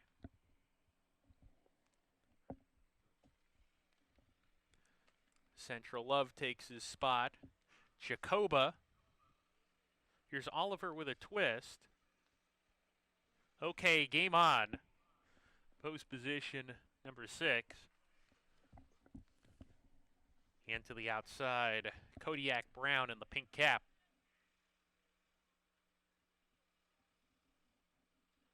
We're ready to go. And they're off. Jacoba gets the first call, is out alertly with Central Love. These two share the front-running spot, and Central Love has the lead from Jacoba. Oliver with a twist on a hold, easing off the top pair is third. Not far off, though, charging into the turn. Meseta down on the inside, 2 behind on a hold as well. The gray OK Game On is next, and Kodiak Brown is at the back of affairs now. 5 off the pace as a compact group approaches the backstretch run. Central Love neck in front. Oliver with a twist there on the outside. He wanted to go early, and his rider comes up to challenge that front runner, lets him stride out to the front as well. These two pretty much together with 5 furlongs to go, a length and a half to a trio. Meseta's down on the inside. Jacoba now between horses. OK Game On is 3 deep, 2.5 more to Kodiak Brown at the tail, racing alone. Halfway home in the first leg of the pick 6. Central Love carving out the fractions, now about 3/4 of a length ahead. In second, Oliver with a twist on the outside, losing position a little bit, losing contact with Central Love, who opens up the lead to 2 with 3 furlongs to go. There's a wall of challengers 2 lengths off the leader here. The gray OK Game On is making up some ground at a big price, clearly into second. Jacoba alongside at the top of the lane, and these two are after Central Love, who has a 1/4 mile more to get. Central Love top of the stretch, length in front. Jacoba between horses. OK Game On the outside at 25 to 1. Attempts to reel in the front runner. Central Love has something for the final furlong. Central Love still clear. 2 lengths now as he opens up. Jacoba's second. OK Game On cannot keep up. 16th to go. Central Love needs the line. He's getting a little bit leg weary, but he's holding on to the lead. Central Love gets there. Central Love a half length. Jacoba's second. Kodiak Brown from the rear snatches third late in the game, and then OK Game On.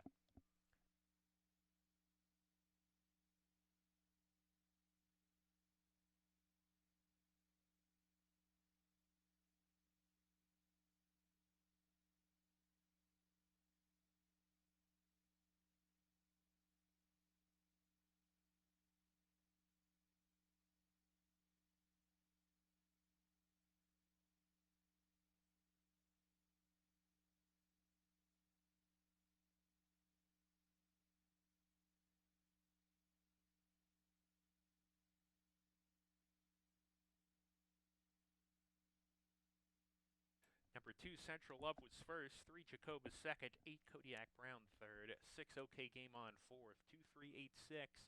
2, 3, 8, 6, your top 4. Please continue to stand by until the results are declared official.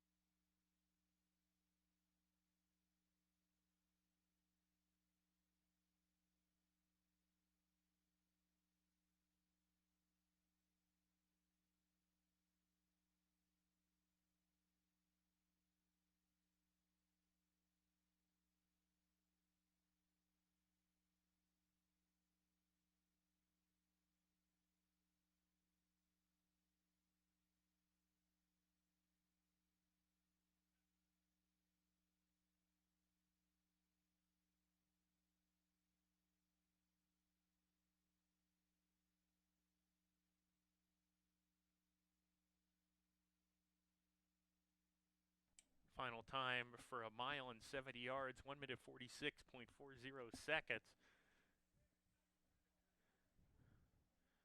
2386. Now entering the winner's circle is number 2, Central Love, a 4-year-old dark bear brown gelding by Central Banker out of Raging Diva by Corinthian. Central Love was bred in New York by Hidden Lake Farm LLC, now owned by Angel Lopez and trained by Arcadia Lopez.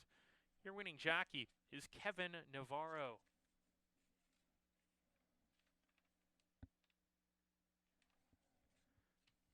Still unofficial. Please continue to stand by until the results are declared official for this third race.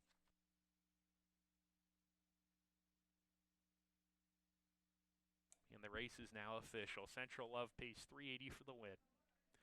Up next is race number 4. In the 4th race on our program today, scratch numbers 6 and 7 are going 5.5 furlongs.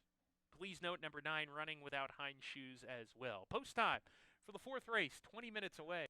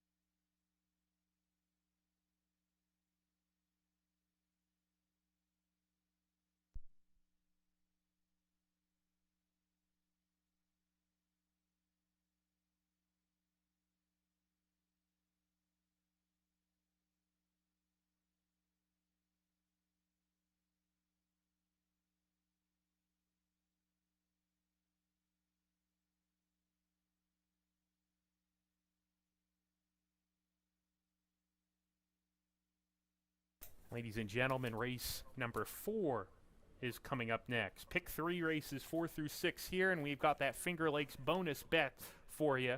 Replay sponsored by Finger Lakes Bonus Bets. You play, we pay.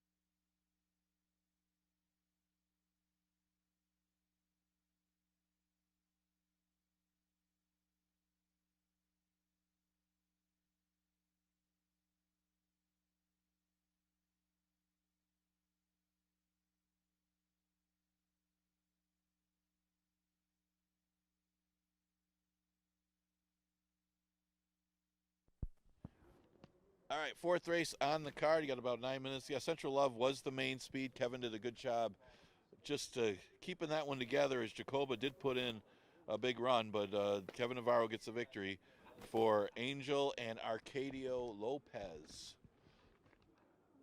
All right, fourth race. Pretty competitive group here for the fourth.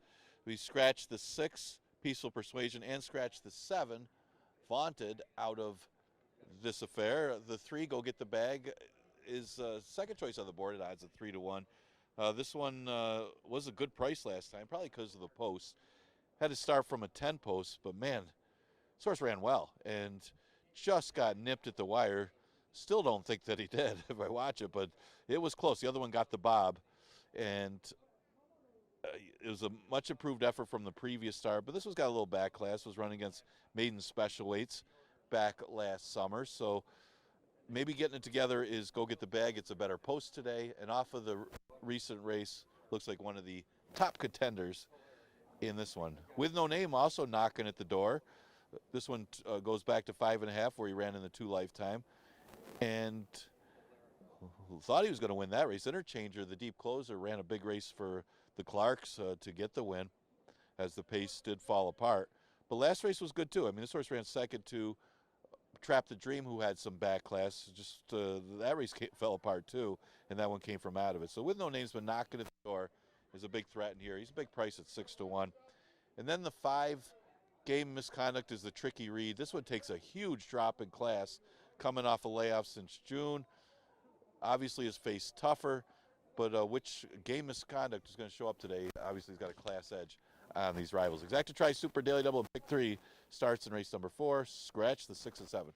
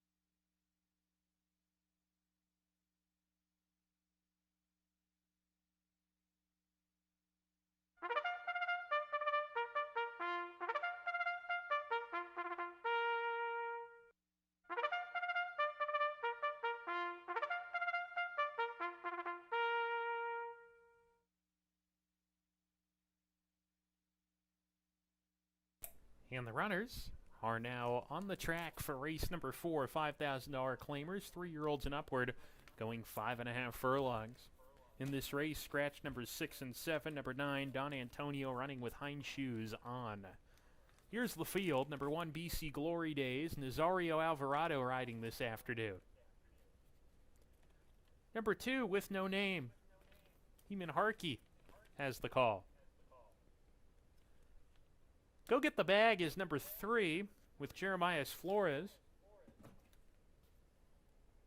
Number 4, 5 Aces, Kevin Navarro.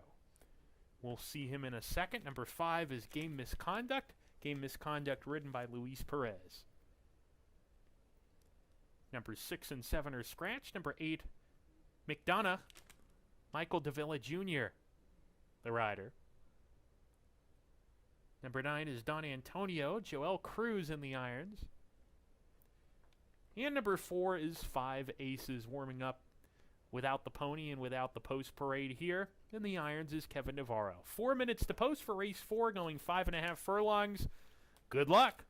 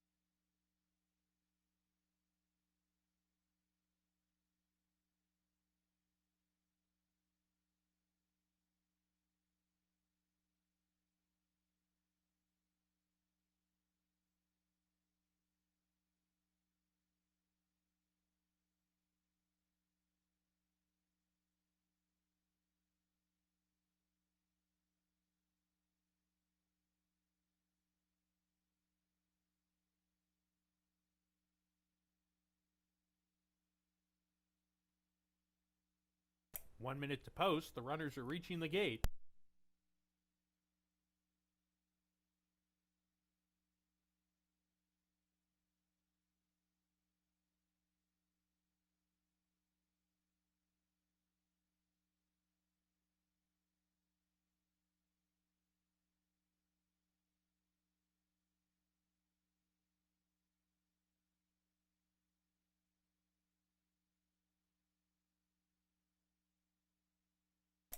And the runners have now reached the starting gate. It's post time for race 4. BC Glory Days to the inside post is loaded in with no name, and the white jacket goes forward. Go get the bag in the blue.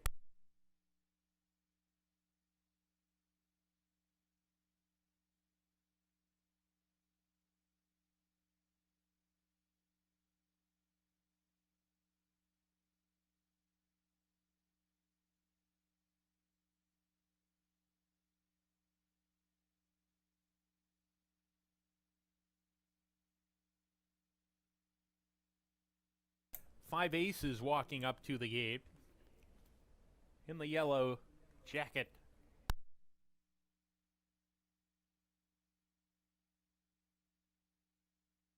Game Misconduct in the green. The riders hopped off. Number 8, McDonough. Michael Davila Jr. will load back inside the gate once the horse is in. McDonough goes in. One back. Don Antonio. Scratch numbers 6 and 7. That leaves us with a field of 7. We're ready to go. And they're off. Uneventful start. Don Antonio won the break, but Five Aces is quicker. McDonough on the outside of him, a neck off. BC Glory Days in the third position. Don Antonio sent along while losing the fourth spot to Go Get the Bag. Game Misconduct now 5 off the pace, and With No Name as the trailer with a half mile to go. Five Aces on the lead. Just a neck, though. McDonough is hounding him from the outside. 2 back to BC Glory Days. Stays on the fence on a hold. Going into the turn. Go Get the Bag alongside. Game Misconduct is 3 deep. Don Antonio losing the most ground 4 wide. And 3 back to With No Name, who's still the trailer as they round the far turn. Here comes McDonough to come up and challenge Five Aces. McDonough sticks the white blinkers in front. Five Aces on the inside, sent along, needs to re-rally. BC Glory Days cuts the corner in third. Go Get the Bag outside, putting in a charge, 2.5 behind. Furlong to go. The match race continues. Five Aces on the lead. McDonough's there. Five Aces not going away. McDonough has asked for his best. McDonough with a nose in front. Five Aces still right there, head and head. McDonough with the upper hand. McDonough got it. McDonough over Five Aces. Then Go Get the Bag. Photo for fourth.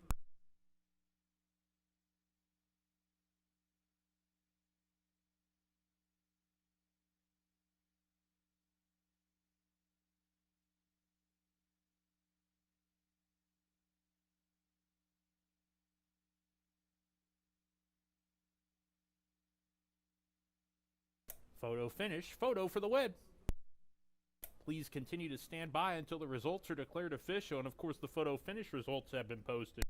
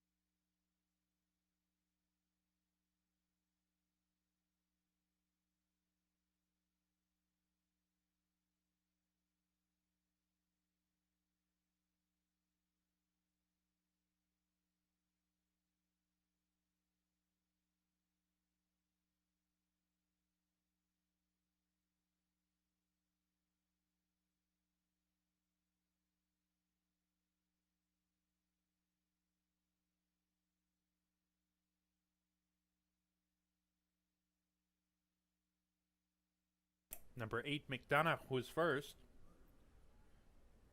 4, 5 Aces second. 3, Go Get the Bag third. 9, Don Antonio fourth. 8, 4, 3, 9. 8, 4, 3, 9, your top 4 finishers unofficially.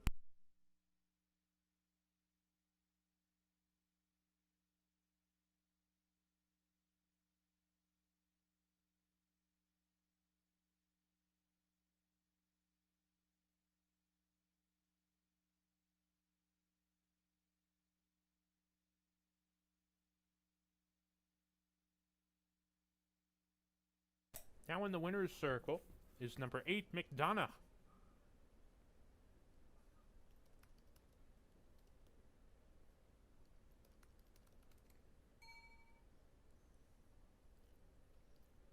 McDonough is a 4-year-old bay gelding by Teufelsberg, out of Get the Money Honey by Circular K. McDonough, bred in New York by McMahon of Saratoga Thoroughbreds, now owned by Forgotten Man Racing Inc., trained by a soft Ronin, and your winning jockey is Michael Davila Jr. McDonough pays $8 to win. Pick 4, early pick 4 pays $98.37. Final time for 5.5 furlongs, 1 minute 6.51 seconds. The 5th race coming up next at 1 mile and 70 yards. In the 5th race, scratch number 9, Free Folk. Start of the pick 5 here, races 5 through 9. That's the late pick 5, post time 22 minutes away.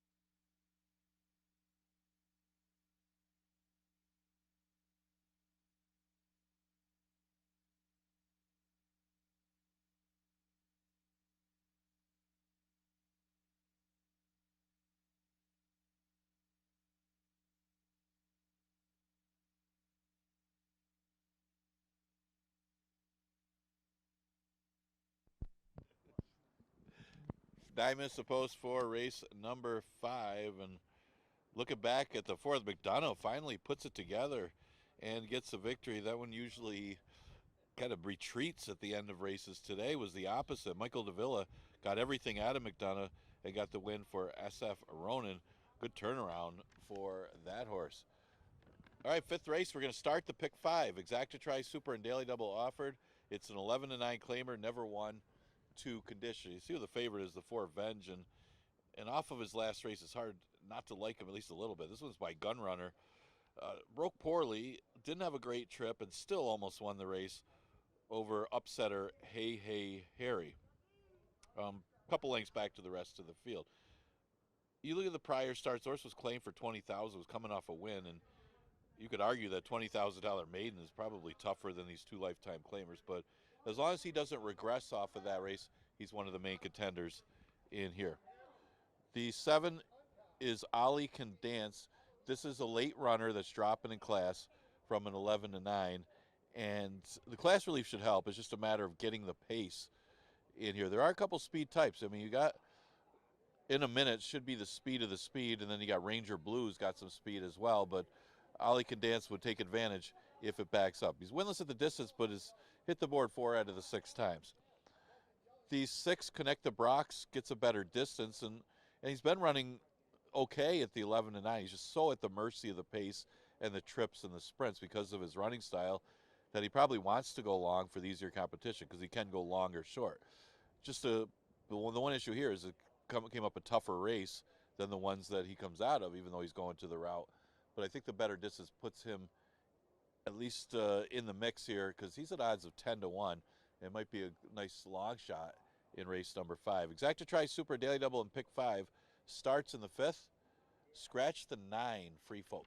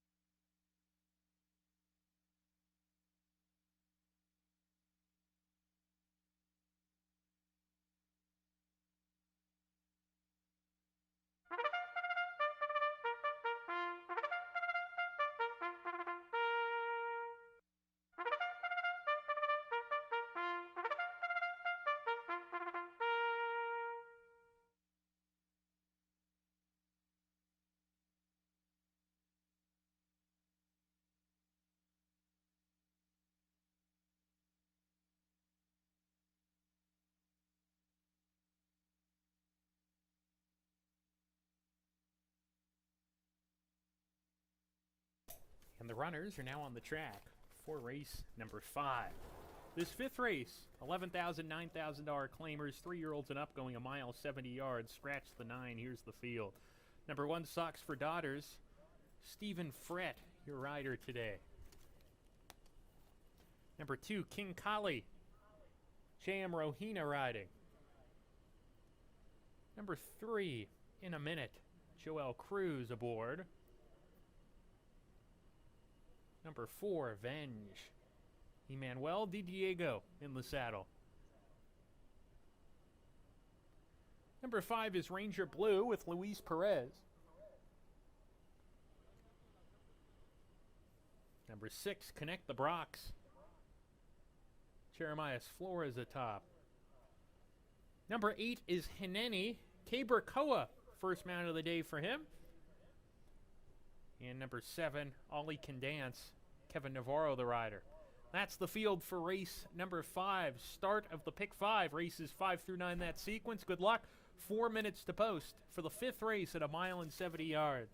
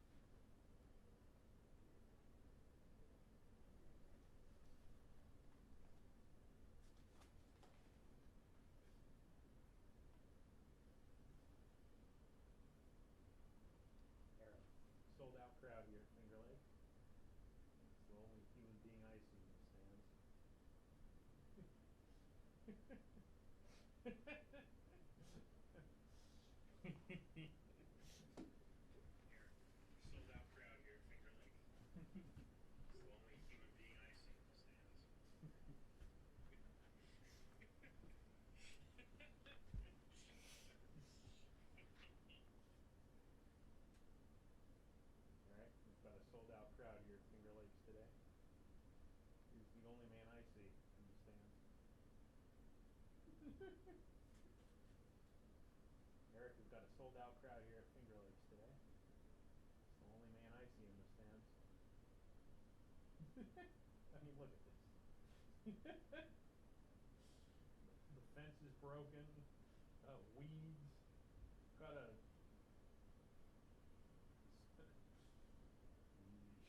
Yeesh.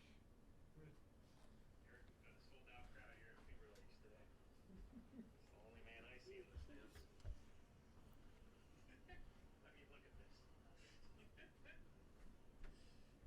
Fence is broken. Weeds.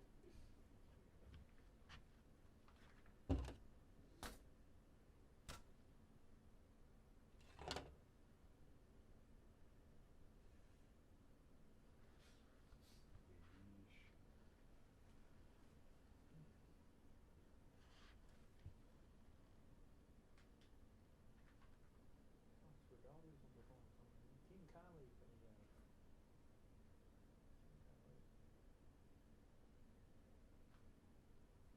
Connect the block.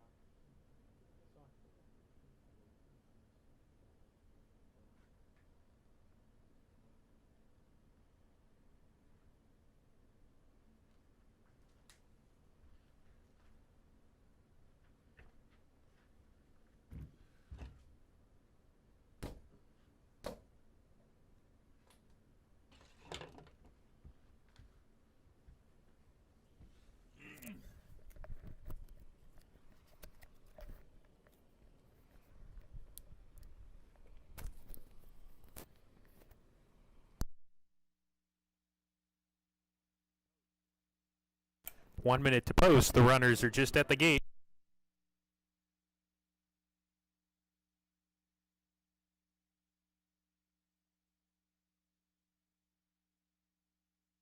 And the runners have loaded into the gate.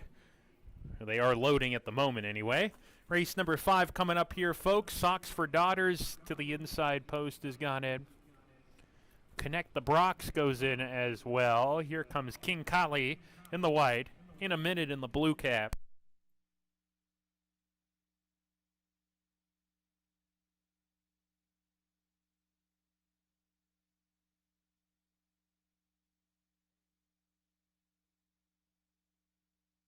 Here's Venge to post 4.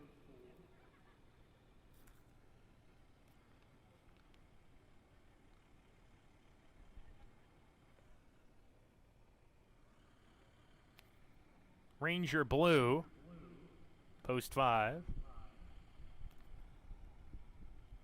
2 back, Ollie Can Dance.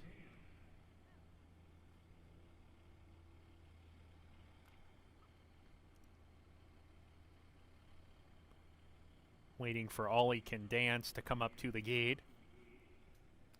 Your current favorite, that could change, but right now 7-5 for Venge, number 4. Claiming tag $9,000 to $11,000. Ollie Can Dance goes in, and then Hineni to round out the field with leading jockey Kaber Koa, his first mount of the day, at a 3-1 price as the second choice. Hineni's it. We're ready to go.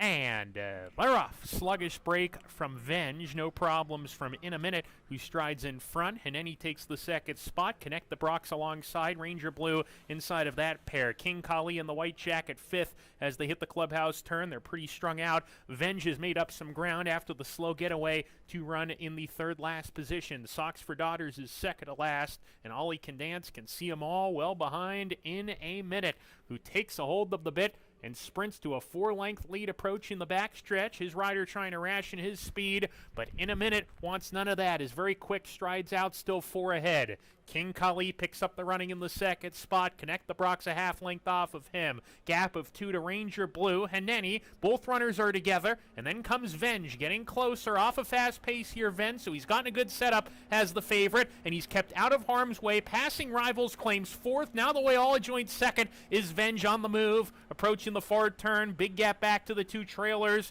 Ollie Can Dance is out of last. Socks for Daughters is plummeted back. Around the far turn in a minute with 3 furlongs to go. The lead is decreasing. It's a length and a half. Now only a length. Make it a half length. Make it a neck. Here's Venge alongside, easily breezing to the front. And Venge is the one to beat with a quarter mile more to get. In a minute, struggling. His job as the pace setter has been completed. King Kali takes the second position. Ollie Can Dance attempts to make a sustained run from last, but it's all Venge. His race to lose with a furlong to go. Venge is a 5-length cushion. King Kali second. Ollie Can Dance attempts to get up into that position, but it's all Venge coming to the finish. Venge and Emmanuel de Diego coming home strong. Much the best. Venge scores by 3. Ollie Can Dance second home. King Kali was third. Socks for Daughters fourth.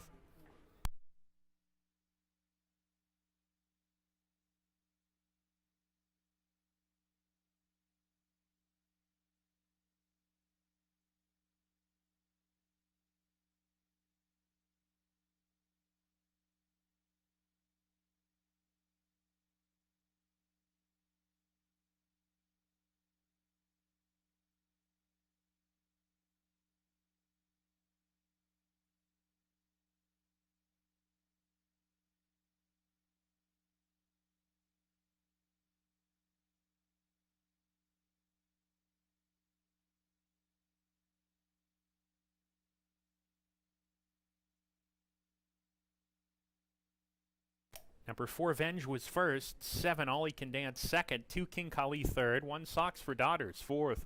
4-7-2-1, your top 4. 4-7-2-1, your top 4 finishers. Please continue to stand by until the results are declared official.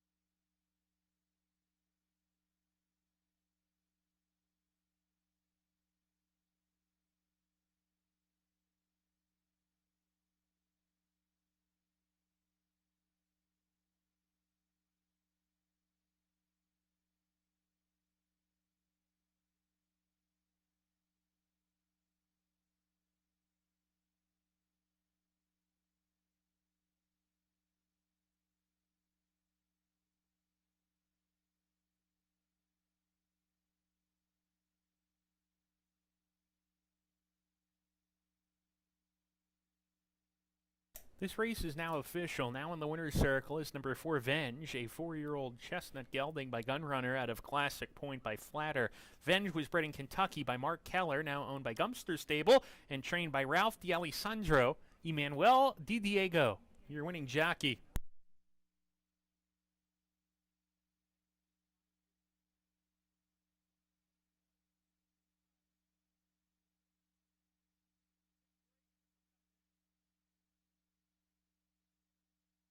Venge pays $5.50 to win. Final time 1 minute 45.18 seconds for the mile and 70 yards. The 6th race is up next. Start of the pick 4 races 6 through 9.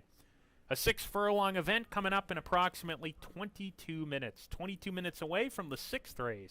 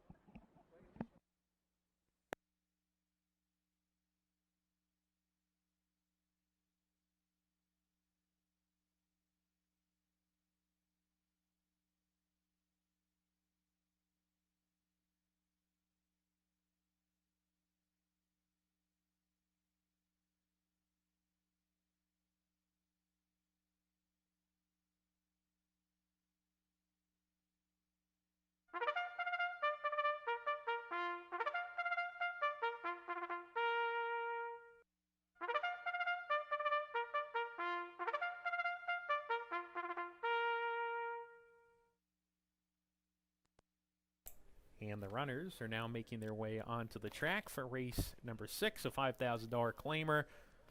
Going 6 furlongs. Here's the field. Number 1 is Tumbles. Dalton Brown riding today. Number 2, Ruler of the Night. Andre Worry, the jockey. Number 3, Raw Power.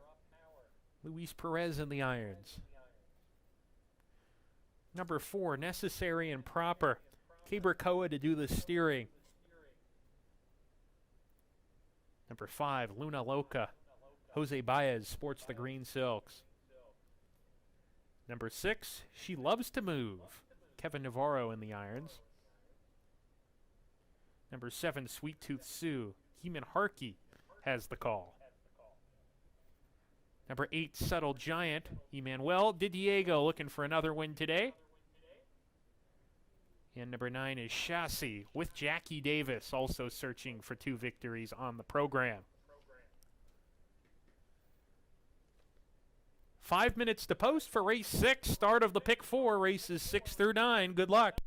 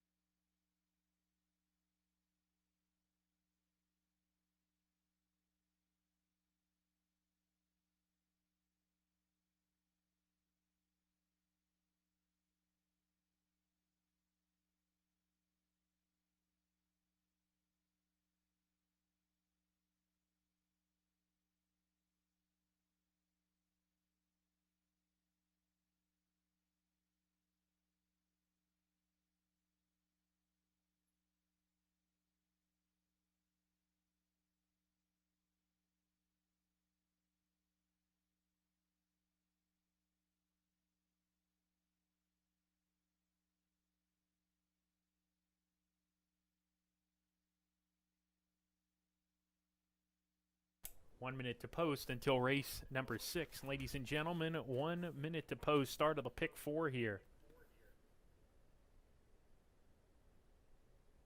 Folks, did you know we now offer free Finger Lakes past performances on live for every race card at fingerlakesgaming.com? That's right. Simply click on Racing tab and Free Digital Programs tab to download your free copy of the free program and past performances on fingerlakesgaming.com.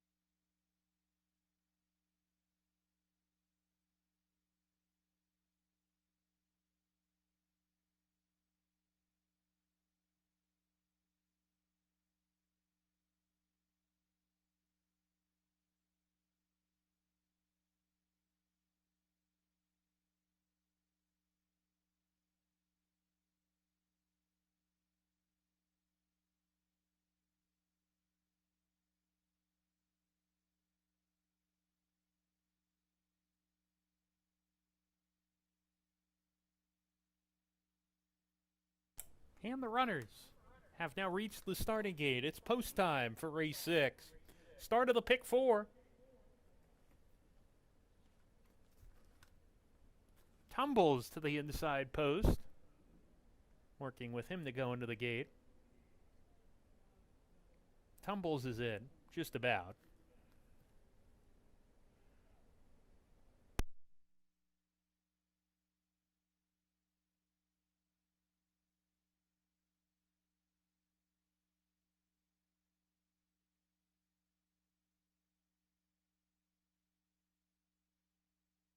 Tumbles goes in.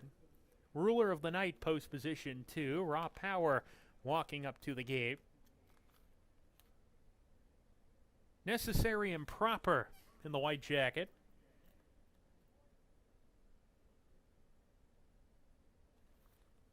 Luna Loca in the green.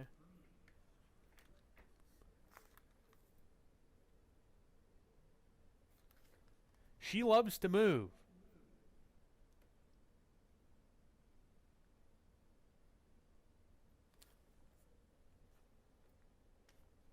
Sweet Tooth Sue in the orange cap. 2 back, Subtle Giant. And to round out the field, Chassis.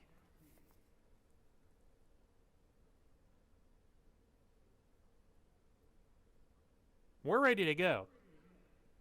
And we're off. Uneventful beginning.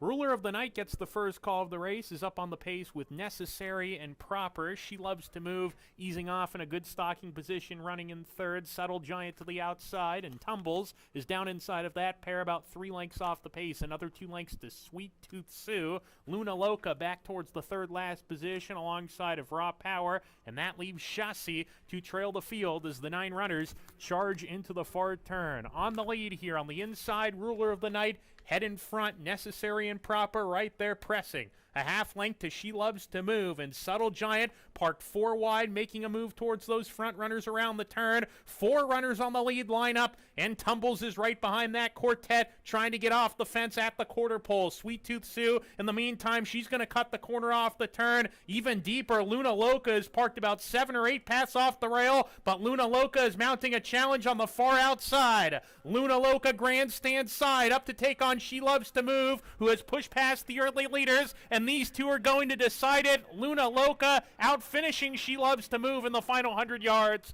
and Luna Loca pulls clear late to score by a length and a tail. She Loves to Move second home. Raw Power was third across the line, and then Tumbles.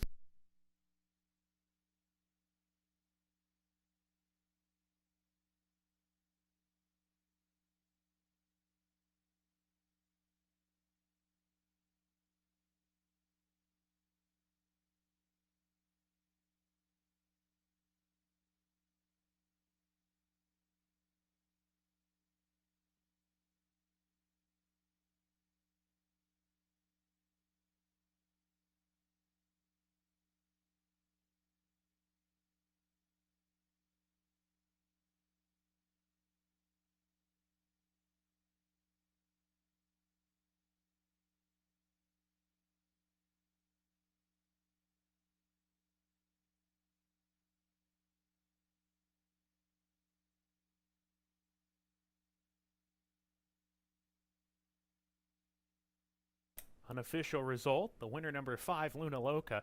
Second number 6, She Loves to Move. Third number 3, Raw Power. Fourth number 1, Tumbles. 5, 6, 3, 1, your top 4. 5, 6, 3, 1, your top 4 finishers.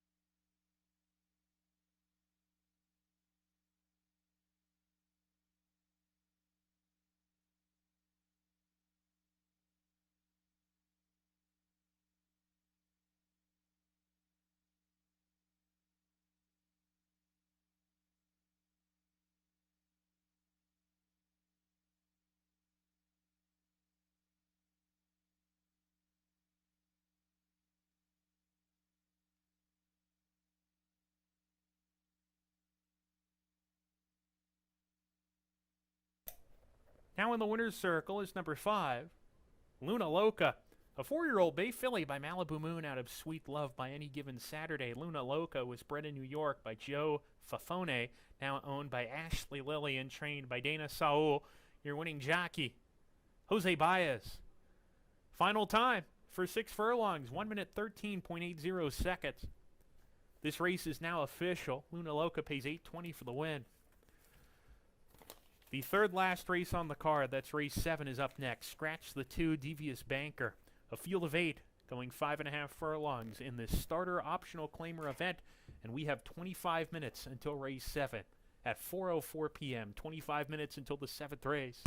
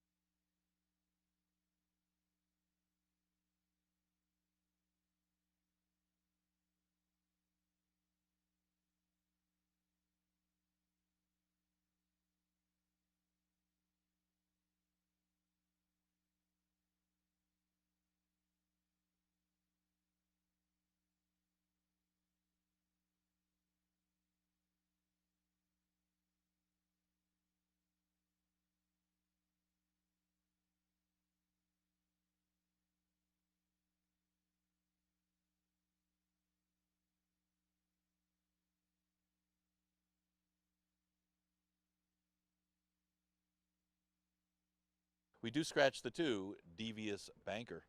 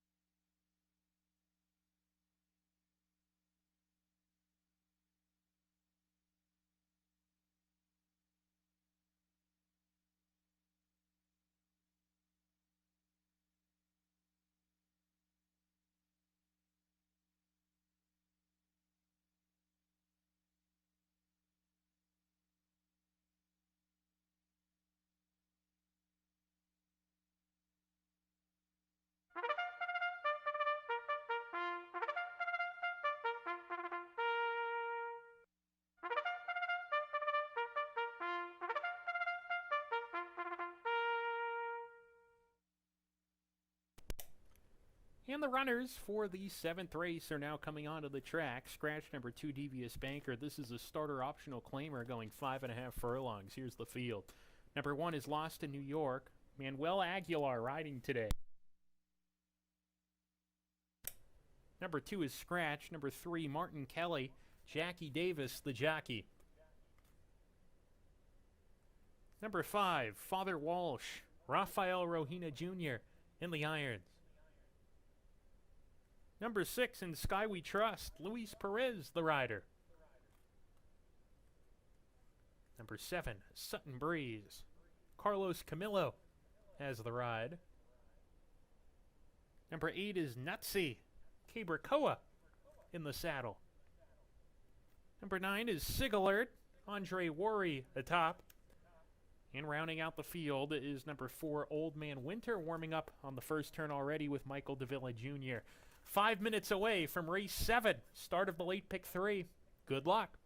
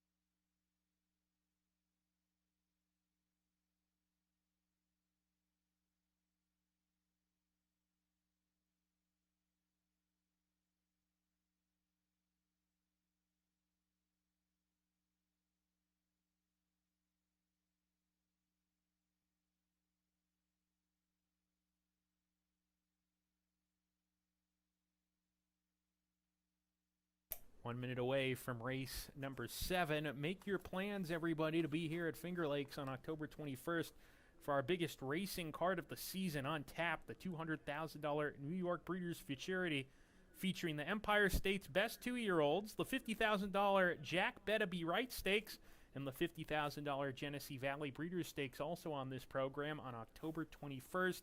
In addition to the stakes races, there will be 4 claiming series finals. And last but not least, we'll be rolling back the price of hot dogs to just $2. Don't miss it. It's going to be a great day at the races here at Finger Lakes on October 21st. Mark it on those calendars. 1 minute away from race 7.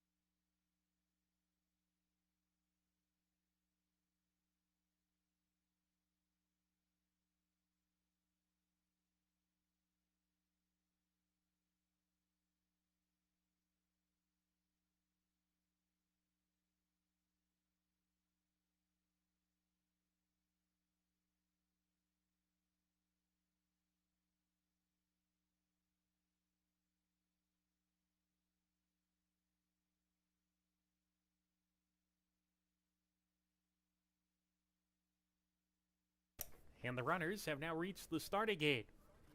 It's post time for race number 7.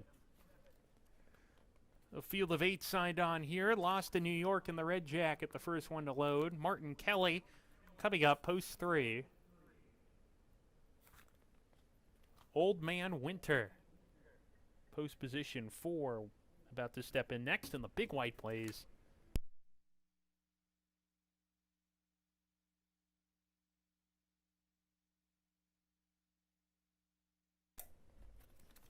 Father Walsh, post 5 goes in.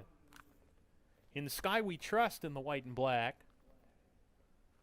Sutton Breeze in the red, white, and blue. 2 back. Nutsy.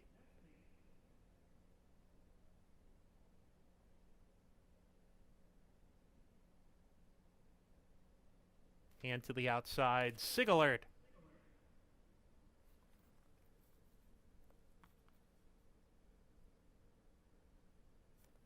Waiting for Sigalert to take his spot. He goes in. We're ready to go. And we're off. Sigalert, hard sent for the lead, isn't quick enough to get there. Father Walsh in command early. Lost in New York takes the second spot with Martin Kelly. And there's Sigalert on the outside, perched 3 deep, 2 off the pace in the 4th position. In a good spot, a gap of 2 lengths back to Old Man Winter in the 5th position, just ahead of Nutsy, who sports the pink cap.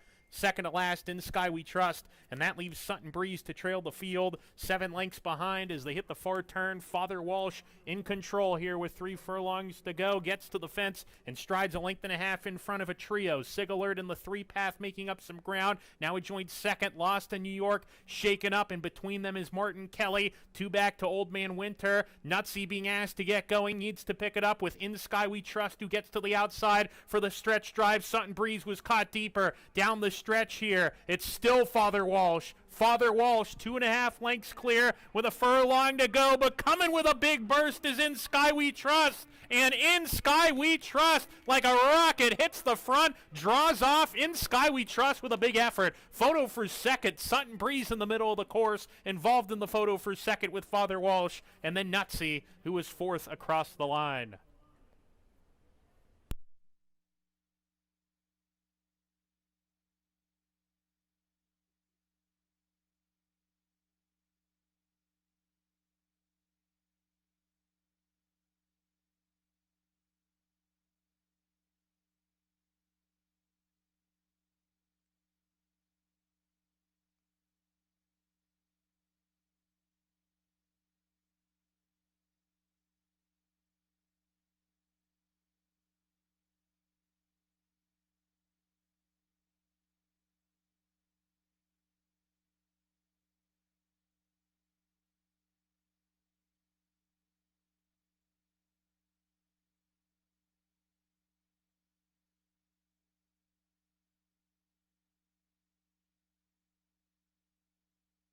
Number 6, In Sky We Trust, was first.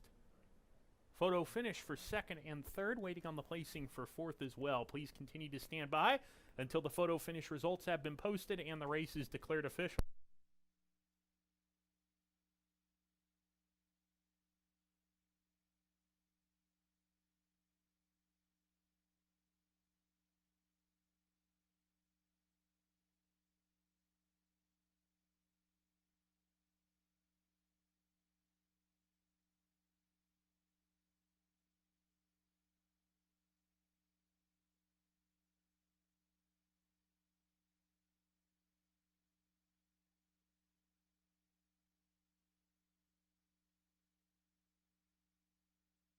Number 6, In Sky We Trust, was first. 7, Sutton Breeze second. 5, Father Walsh third. 8, Nutsy fourth. 6, 7, 5, 8. 6, 7, 5, 8, your top 4 unofficially. Now in the winner's circle is number 6, In Sky We Trust. He's a 7-year-old dark bear brown gelding by Sky Kingdom, out of Downhill Joey by Henny Hughes. In Sky We Trust, bred in Kentucky by Horseshoe Racing LLC, now owned by J&M Racing Stables, trained by Michael Ferraro. Your winning jockey is Luis Perez. In Sky We Trust, the favorite, gets it. 5.5 furlongs completed by him in 1 minute 5.04 seconds.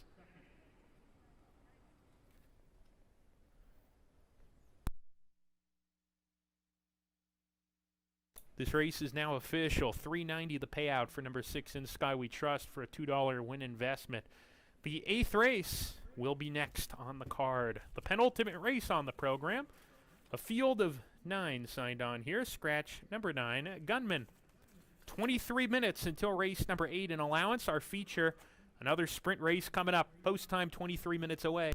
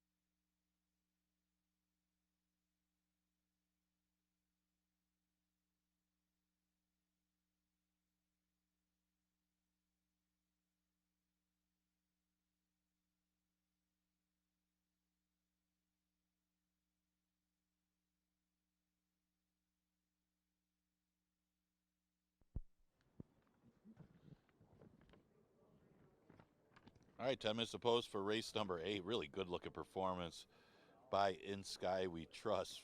Really nice looking horse, and he just cruised on by the speed. Father Walsh ran a good race on the front end, but they could not stop In Sky We Trust, who just rolled over him again. Luis Perez for trainer Michael S. Ferraro. We look at the 8th, we scratch the 9, Gunman. Tricky race because you do have a favorite that's been off since February. Obviously has shown some talent. Talking about I Got Busted, the 8 horse. First career start was a good-looking victory against restricted 3-year-olds at Aqueduct. That was over a sloppy track. Was unable to sustain his speed his next start, and then he got put on the shelf since that race against 3-year-olds. This was a full to Bustin' Mach 4, who was stakes placed during that one's career, so has every reason to be a really nice runner here, but there's some question marks being laid off since February. He does have some good steady works for the return here, and I Got Busted at odds of 5-2. I did use him second because of those question marks. I took a shot with the 5, Please Be Nice, 8-1 morning line. This one has had one start over the track and was off a layoff. And this one was off from April till September. May have needed the race and pressed the whole way. And it was pretty good fractions. At least that first quarter was quick that he was pressing. And that was against Stars and Stones. And they went quick early. And he hung in there for a while before finally giving way at the very end. Goes a little further today, 6 furlongs, but I think he'll be a little sharper making the second race after that layoff and second trip over the track, plus switches to Diego here. Please Be Nice. Maybe worth a look here at odds of 5-1 for a slight upset. I Got Busted, obviously, is the horse to beat, but again, that layoff is a little bit of a concern since that last race. The 4-horse Profitability. You got 2 Ferraro Jr. horses. Kind of like them both. I mean, they're both players in here. Again, enticing prospect for his owner, and then Profitability owned by Ferraro. Enticing prospect coming off his best effort, a good second place finish going this distance last time. And, Happy Instead horse's third's been going good. Profitability is another one that's a late runner. He's been having troubled trips and off tracks the last 2. He's clearly at the mercy of the pace, though, is Profitability, but may get it. I mean, you do have the speed of I Got Busted, and you would think that Big Baby Henry, since adding blinkers, has shown a little more speed to keep that one honest, that maybe Profitability could have something to run at, but not a ton of speed in here, but it is a distance of 6 furlongs. Again, we scratched the 9 Gunman out of this 8th race. Exacta, Trifecta, Superfecta, and Daily Double offered in here.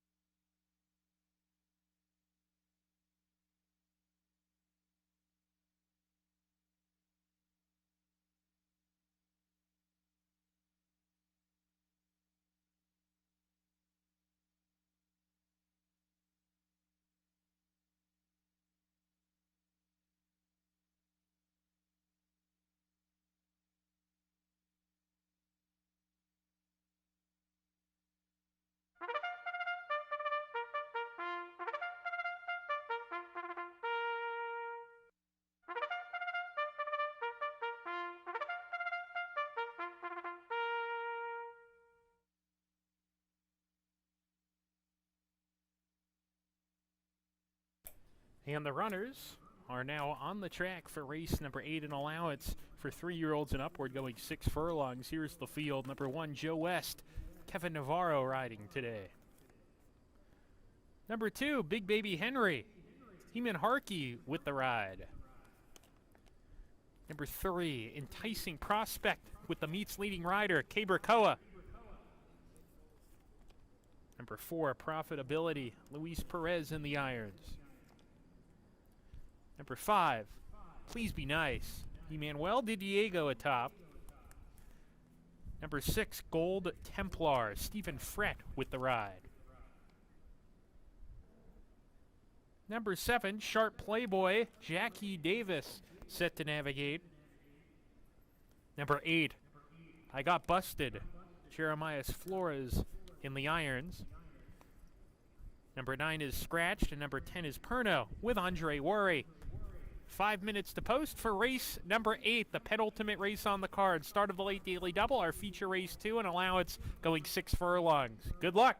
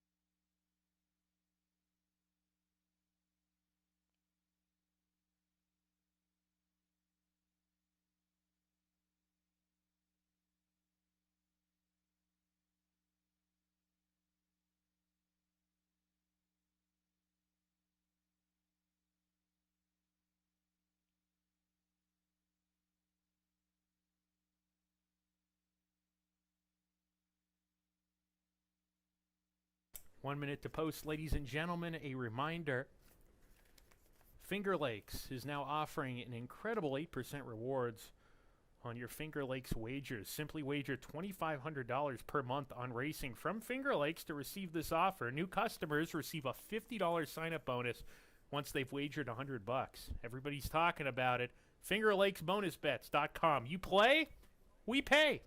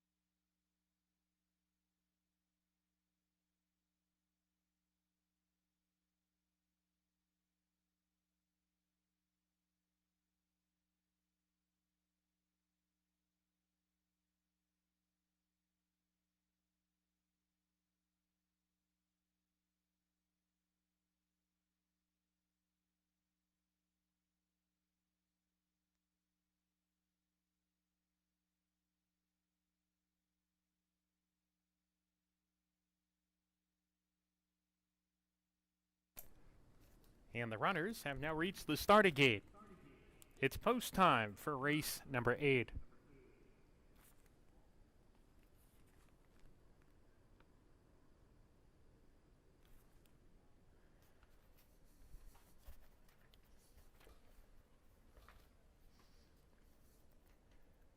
They've already loaded Joe West, Big Baby Henry to the inside as well. Enticing Prospect, post position number 3 in the blue jacket. Profitability loading in next. Please Be Nice in the green.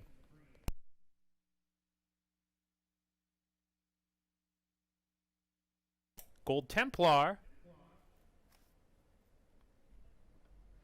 Sharp Playboy, post position 7. 2 back. I Got Busted. Perno to the outside. A field of 9 going 6 furlongs here, and the feature race on the card, an allowance for sprinters, of course. Perno for the Melanie Giddings barn. Had a tough time competing at Aqueduct and Saratoga and came here to Finger Lakes last time with a nice maiden win. Gets to winners for the first time. We're ready to go.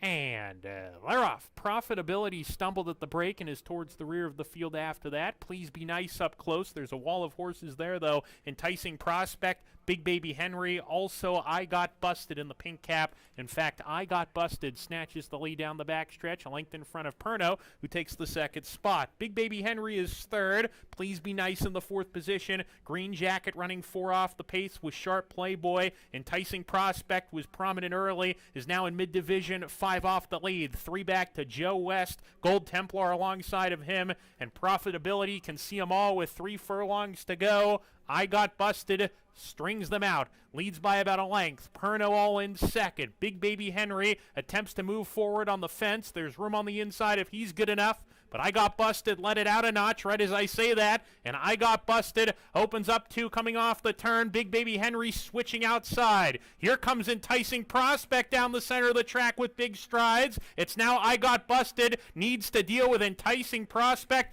who looks like a winning prospect inside the 16th pole. Grabs the lead, asserts his authority, opens up, and puts this race to bed. Enticing Prospect 2 ahead at the finish. Tight for second, maybe Sharp Playboy over I Got Busted. Profitability from the rear snatches 4th.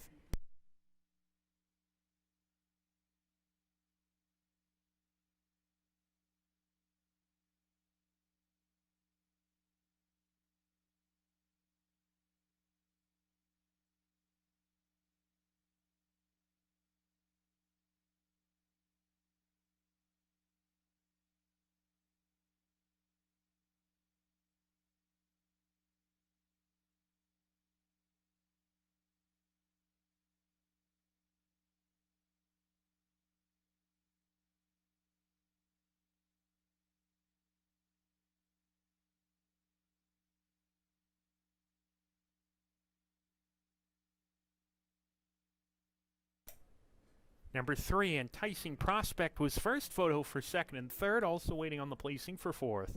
Please continue to stand by until the results are declared official.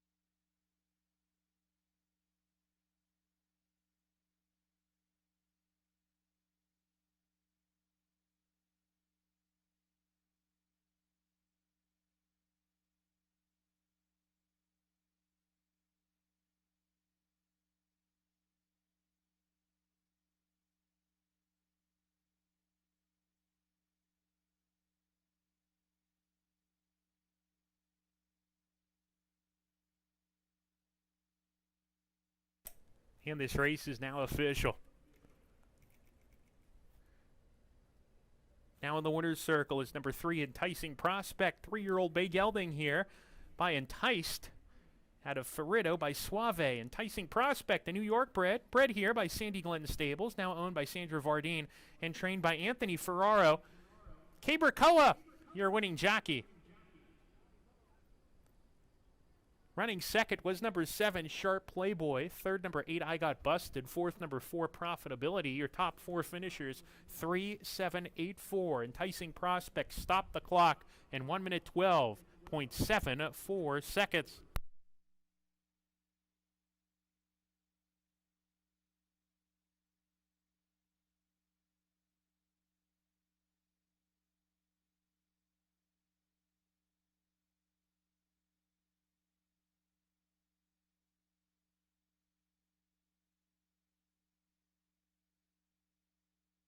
This race is now official. Enticing Prospect pays $6.40 for the win. Last race on the docket. That'll be race number 9 today. In the 9th race on the program, we have a field of 8, scratch number 7 and 10. They're going 1 mile and 70 yards to end our race card here, folks. Post time is 23 minutes away. Remember, you can get those free past performance products and also a free program on the website at fingerlakesgaming.com. Simply click on the Racing tab and the Free Digital Programs tab to download your free copies today at fingerlakesgaming.com for every live race day.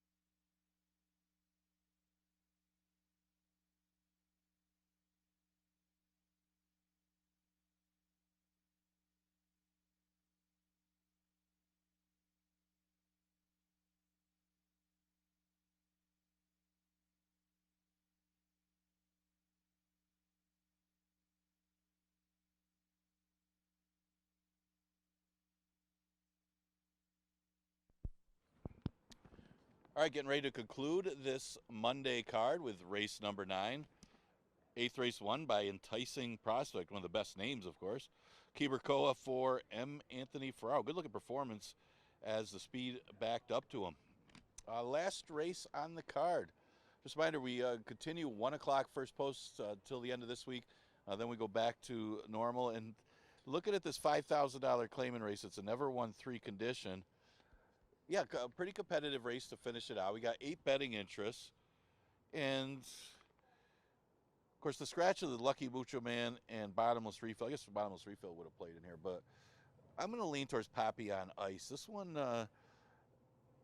has liked it here. Ever since coming here from Saratoga, got that victory, came up the rail to get the win under Dalton Brown, and then last time looked like the way he made the move was going to be the winner, and they started lugging in a little bit at the end after going extremely wide. I think with a better trip today, this horse can get to the winner's circle. Just going to give him a slight edge. There's a few of them you can make a case for in this race. I mean, you got Sea Tiger, always right there, has that one run, has 2 straight second-place finishes, one in the tougher condition, and then followed up, just came back a week later and ran a solid second behind Uncle Marty as I think they figured him out a little bit, kept him closer and made that one run.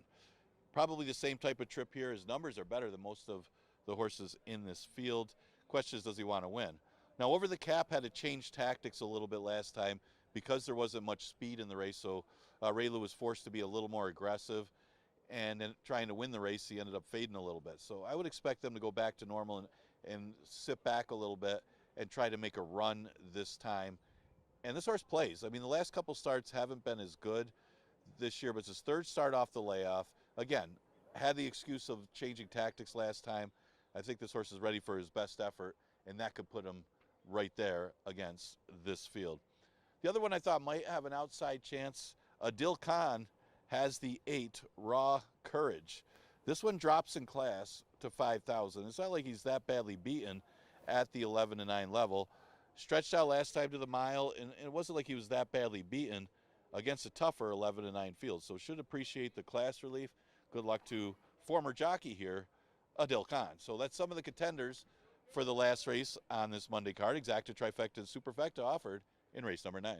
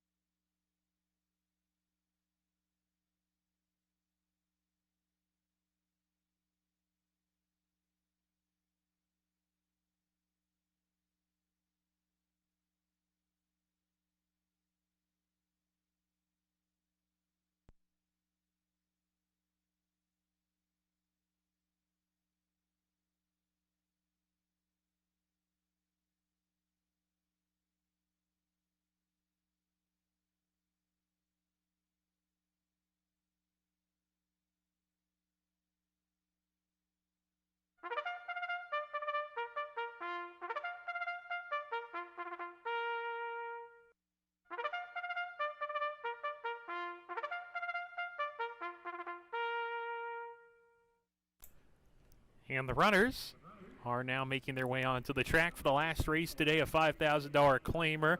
3-year-olds and upward going 1 mile and 70 yards. Here's the field. Number 1 is Take the Edge, Stephen Frett riding today. Number 2 is Sea Tiger, Heeman Harkey with the ride.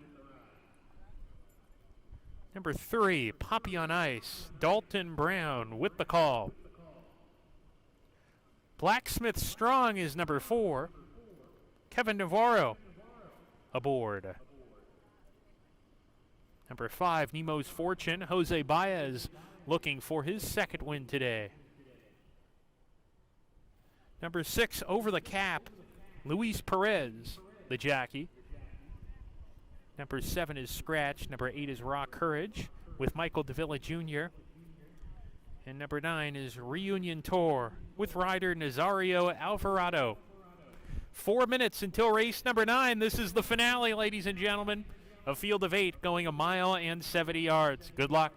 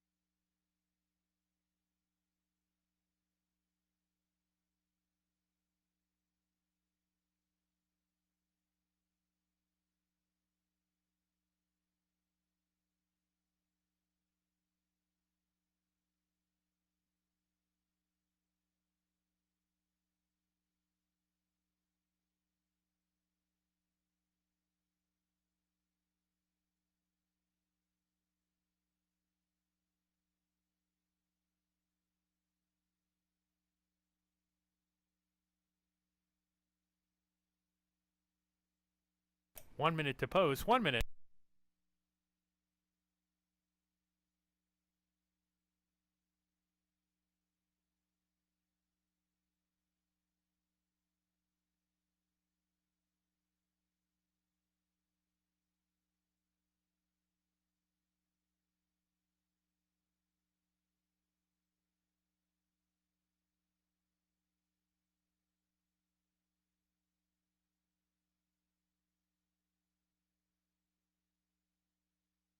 And the runners have now reached the starting gate. It's post time for the last race today.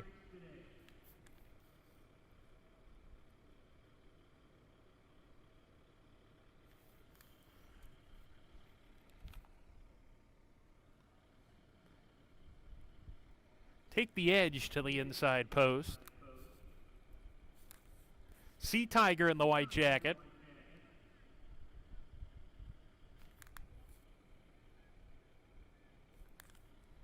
Poppy on Ice, post position 3. Blacksmith Strong coming up. Nemo's Fortune will be after him.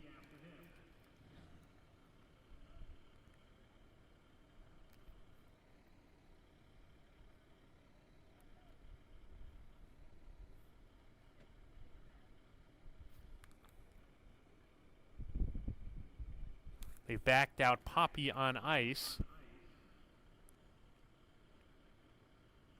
The other 3 have already gone in that we mentioned. Poppy on Ice behind the gate. Now he's going to reload without the rider, who's still in the gate, Dalton Brown. Nemo's Fortune walking up in the green.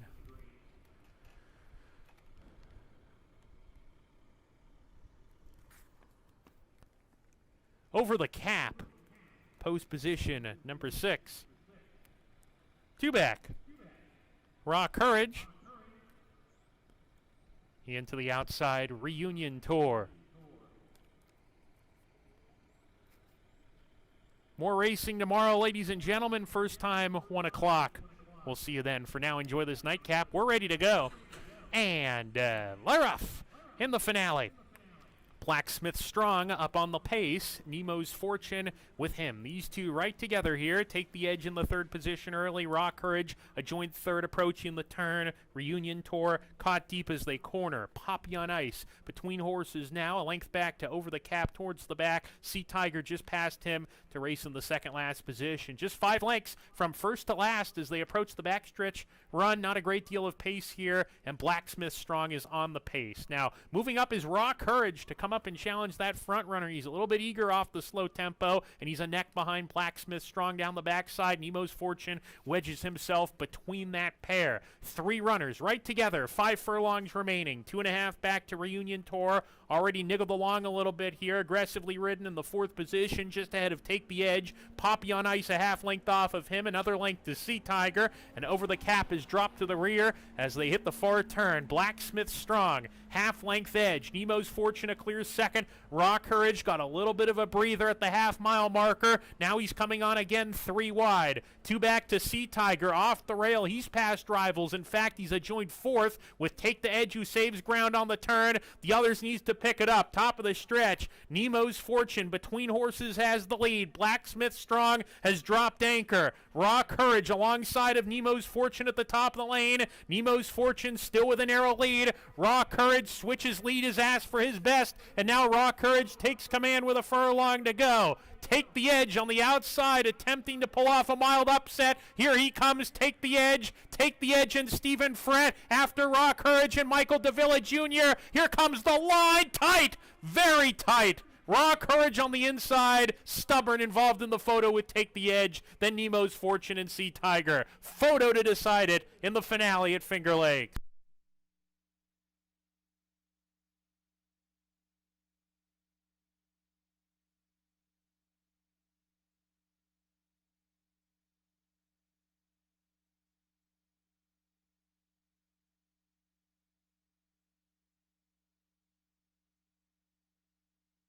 Photo finish. Please continue to stand by until the results are declared official.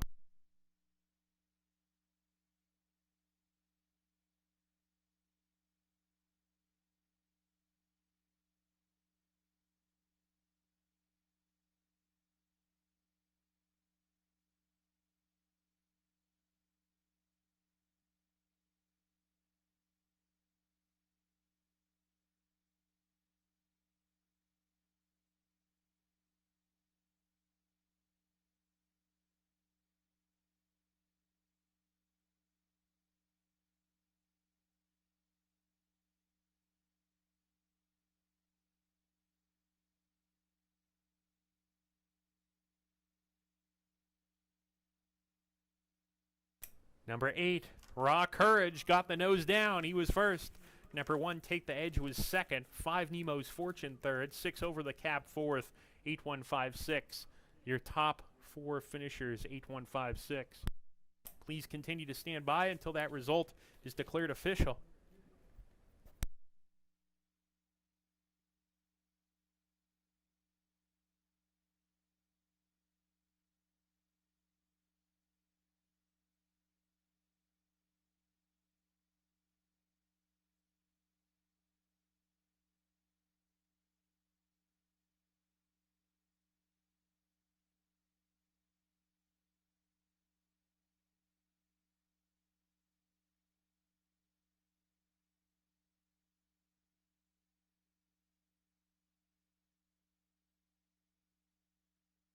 Now in the winner's circle is number 8, Raw Courage. Raw Courage is a 5-year-old bay gelding by declaration of war out of Sheena Lady by American Lion. Raw Courage, now owned and trained by Adil Khan. This is Adil Khan's first training victory. Well done, and congratulations to Adil Khan. Michael Davila Jr., your winning jockey. Final time, 1 minute 46.27 seconds. Raw Courage pays $7.70 for the win. Pick 4, that's the late pick 4, $95 even. Late pick 5, $211.50. Also, we have a pick 6 payout as well. Late pick 3 pays $22.37.